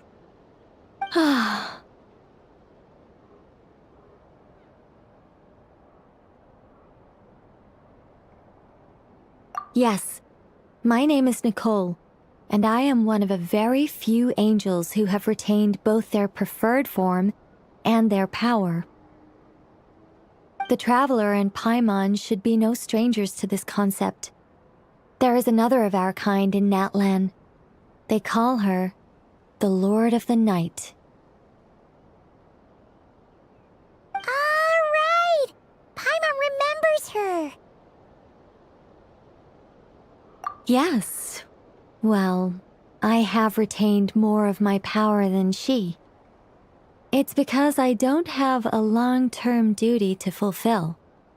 To be more specific... no. We'll be here all day if I get into the specifics. Moving on. If I'm not mistaken, you are here because you wish to learn how one might reach the moon beyond the sky. That's right. Is that something you can give us any guidance on? Yes, I do know a way. It began with the Hyperboreans, who lived after the War of Funerary Flame. Blank looks. Maybe I should start with the background of the war. Or maybe not. It shouldn't be an issue. I'll fill in the gaps for you when we have more time. Anyway, after that war ended, the three moons retreated to beyond the false sky. The Hyperboreans were humans I once aided. They accepted the civilization and creations bestowed upon them by the angels. But despite accepting many blessings of the angels, many among them still held on to their faith in the moons. They were reluctant to accept the new order. Even after the War of Funerary Flame, they sought to contact the moon goddesses beyond the sky and receive their guidance. But all three had passed away by that point. This mage has a unique method of communicating. Is she talking about the moons? Yes, but they did not know. And so, still they prayed for the moon goddess's mercy. After building titanic structures that consumed vast amounts of Kuvaki, at last they glimpsed the moons and heard their voices.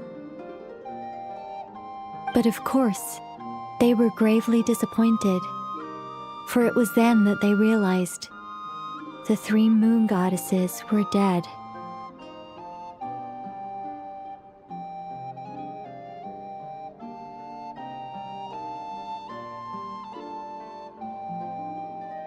Oh, that's such a sad story.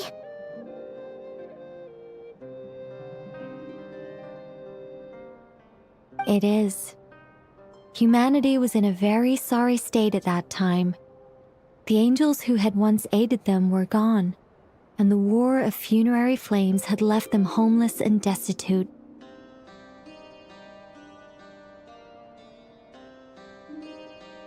Just a second, I gotta ask. How relevant is all this history to the task at hand?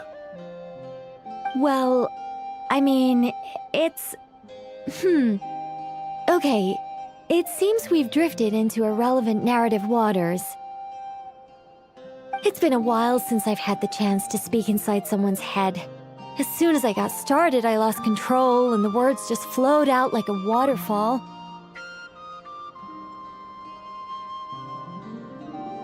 What I'm trying to say is...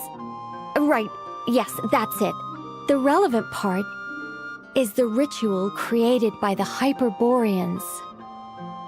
The fact that they bypassed the false sky and saw the true moons implies that they successfully built a connection between Tevat and the outside world.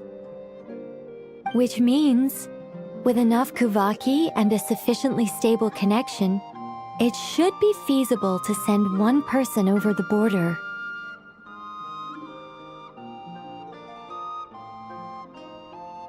Okay, so they built some kind of portal? Oh, yes. A portal. Yes. Is something wrong? You sound disappointed. I just didn't expect you to summarize it so well. It turns out I could have said all that in one word, if only I'd managed to think of it.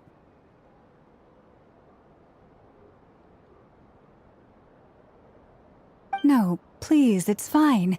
This is invaluable knowledge. I'll be sure to record and preserve everything in writing. Oh, really? Well, in that case, I suppose I could backtrack and add some more detail. I did gloss over a few things so far. Whoa, whoa, whoa, time out. Let's summarize what we've got first. The Hyperboreans were the last ones to use this method, right? So we somehow need to find whatever structure they built and make sure there's enough Kuvaki to power it up. Luckily, we have the moon marrow of both the eternal and iridescent moons, so we're all good for Kuvaki. Which means the key issue we need to focus on is finding the place. Am I right so far? Yes. Although, I expect the structure is long gone by now. That said, what if we could take advantage of the phantoms to travel back to a time when it still existed? Well, travel back isn't quite accurate. It's more like we'd be creating a handshake between 2 points in space-time.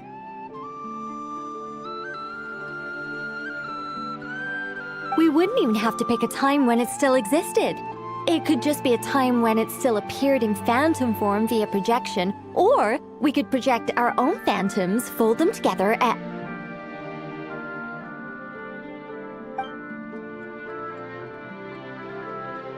You look lost. Was that too hard to follow? Yeah, things got a little, technical there. Paimon's brain is reaching capacity. All right. Let me think about how to put this more simply. Okay, got it. Over the next few days, I'll search for phantoms that we can use. Once I find one that meets the criteria, I'll let you know and we'll regroup. By completing certain rituals, specific individuals will be able to enter the phantom and make it to the Hyperborean structure. If everything checks out, and it looks feasible, we'll just need to wait for Moon Prayer Night, and we can send the Moon Goddess back home. I'm really skimping on the detail here. Is this making any sense at all? I think so. For now, we'll just wait to hear from you. Yes. Basically, yes. Great. Counting on you. In the meantime, we'll focus on finding the Moon Goddess's name. My name? Are they looking for a way to stop me from disappearing? Excuse me, Miss... Go on, Miss Nicole. This conversation was a little all over the place. I didn't catch your name. I am Lauma, of the Frost Moon Scions. Ah, I did wonder. I noticed that you listened very intently when I spoke about Hyperborea and the moon's history.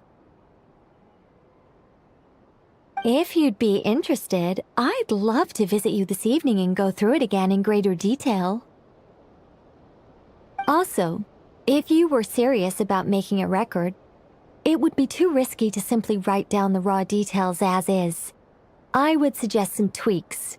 Maybe rewrite the stories as fairy tales or fables, perhaps even prayers. Anyway, we can cross that bridge when we come to it. So, see you later then? Oh, and no need to prepare anything. Just a cup of tea will do. See ya! She seems friendly. It's just... It's so nice to find someone who's actually willing to listen. I've been dying for a chance to finally go through all this systematically from start to finish. Any longer and I'd probably start forgetting it. Now Paimon gets why Alice told us to mind our heads.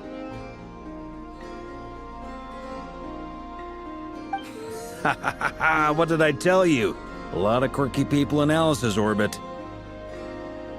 Now then, the next order of business is, where do we start looking for the moon goddess's name? Maybe the rest of what Nicole has to say might give us some clues. Once I've heard her out, I'll summarize the salient points and share them with you all. I'm also inclined to review our other documents. Yes, our faith was first established by our Hyperborean ancestors, but many of the more factually accurate records are from after Kutar's birth.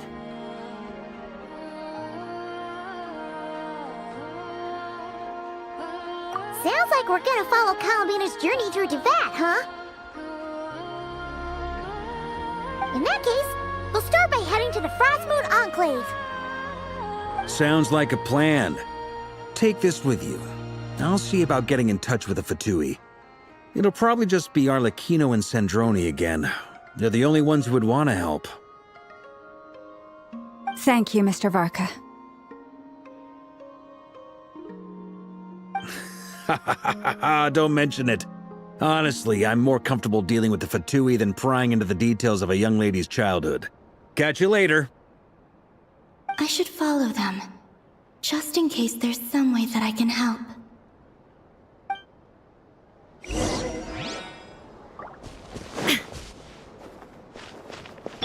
Rise with the sun!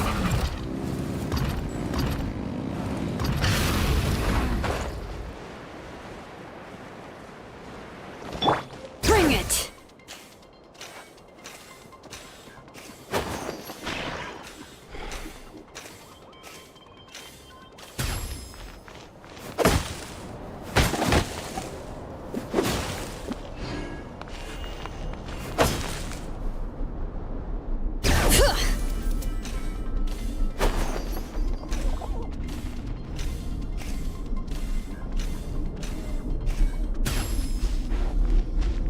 Light it up!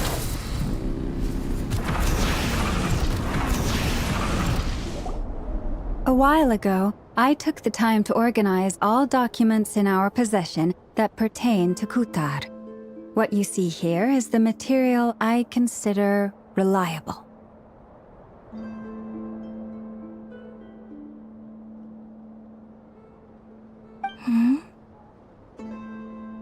You're saying there's unreliable material too? Yes. Most of the information we have was transmitted through an oral tradition. Inevitably, some of her stories were mythologized and deified over the years through countless retellings. That's why I organized them into reliable and unreliable. There's no sense seeking answers in history unless we can ensure the veracity of the historical record. Makes sense. Alright, let's take a look through.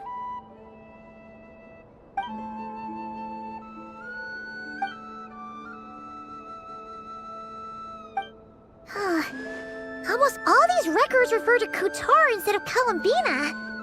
Although neither of those is her real name. Paimon's not sure what point she's trying to make.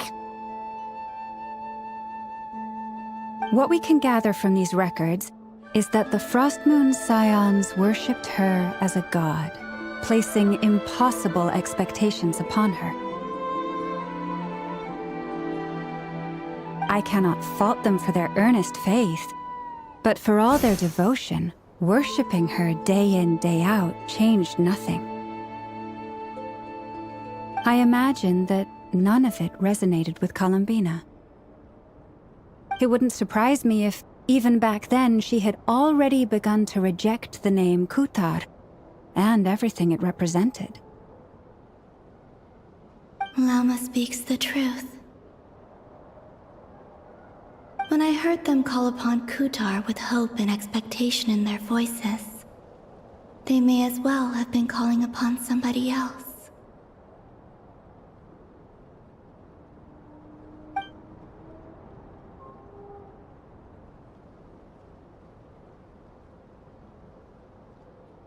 Well, that's a bit complicated.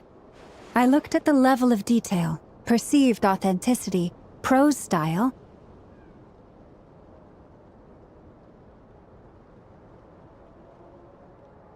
and how realistic their portrayal of Kutar seemed to be.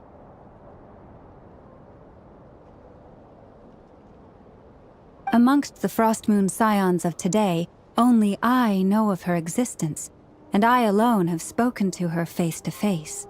As such, I know that there are certain things she simply would never do.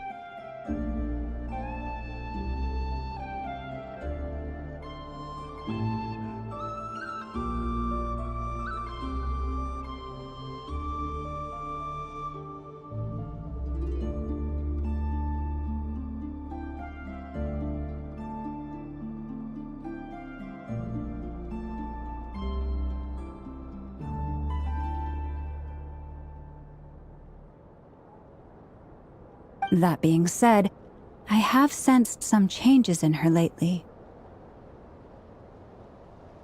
Changes? Me?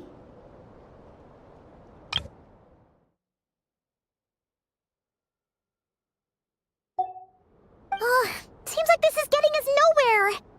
Oh, for what it's worth, why don't we check the unreliable sources too? Sure. Give me a moment.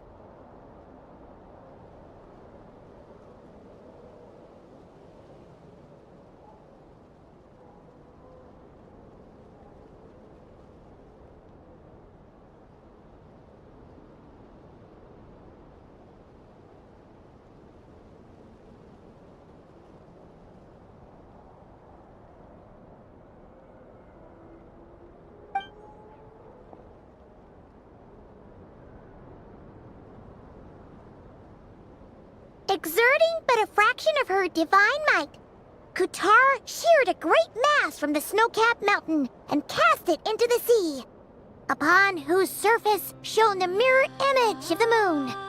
Thus was formed the island of Hisi.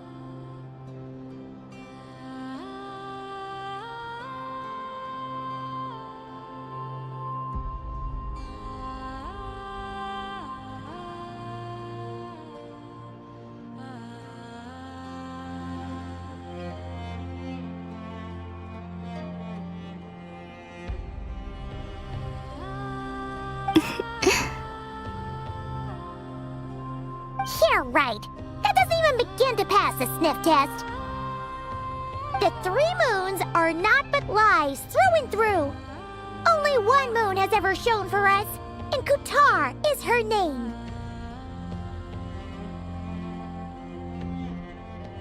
The vast majority of ancient texts are filled with fanciful tales like these.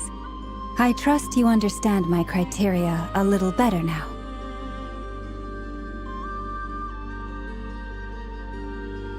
Kuthar did not speak, merely gazing into the distance in silence. And where her gaze landed, this was her prophecy.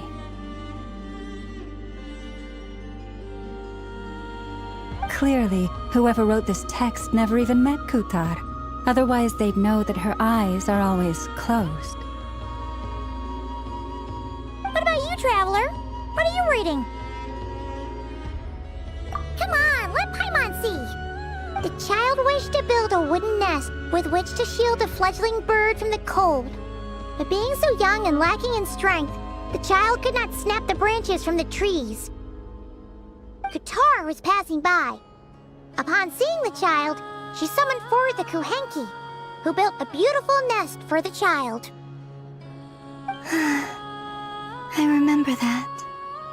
Not knowing the meaning of Kuthar's divine intervention, the child dared not to respond, and thus ran home to call their parents. But Kuthar was gone.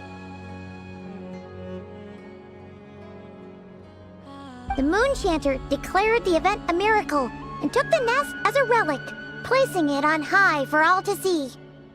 The child was named as one favored by the goddess and was greatly respected amongst the people.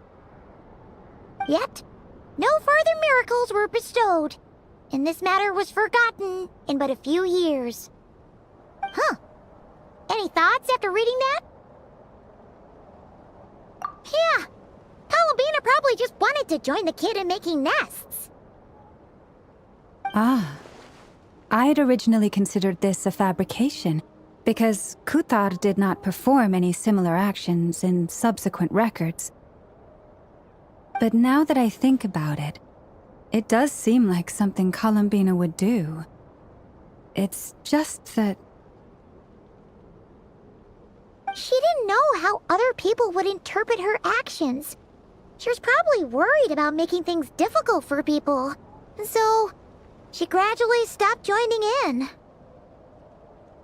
Yes. Oh, that's so sad.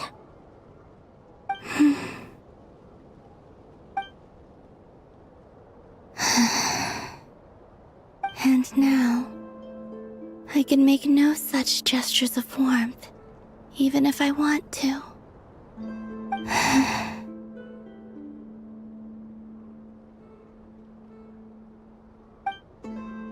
Still no name. That's a bit of a shame. But we did learn some interesting stories. That's gotta count for something. Barca said he was gonna set up a meeting with Arlecchino and Sandrone, right? Let's go back to Nasha Town and see how he's doing.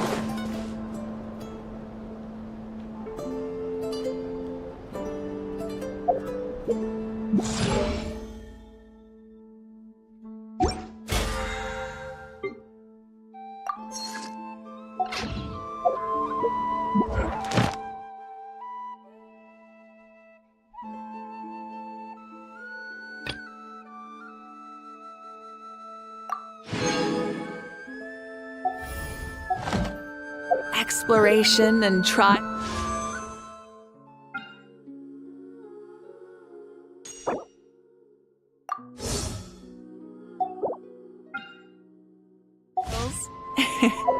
Adventuring is right up my alley.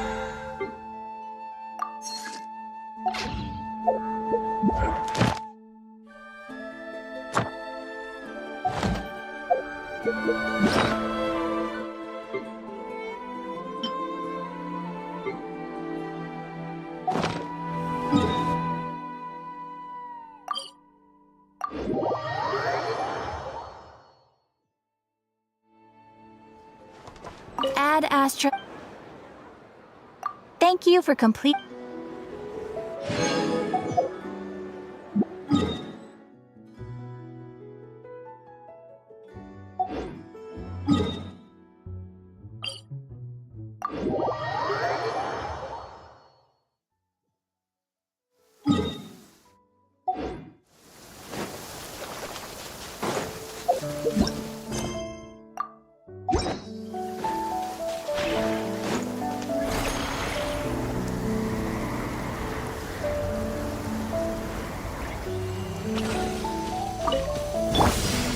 got ourselves a straggler. Rise with the sun! There is no escape!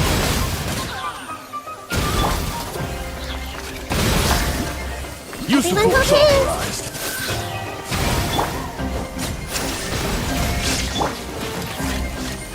I see everything! Burn it down!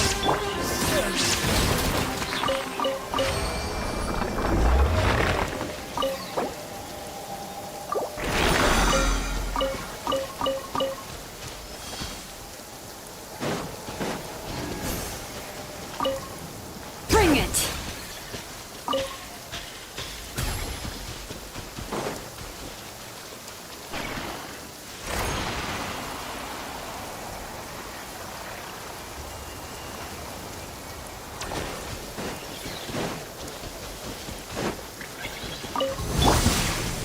Everyone's okay?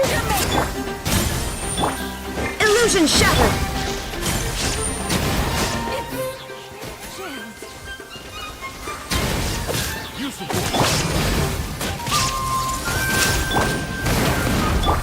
Shine down! Burn it down! It's futile. Save yourself the pain. Intel!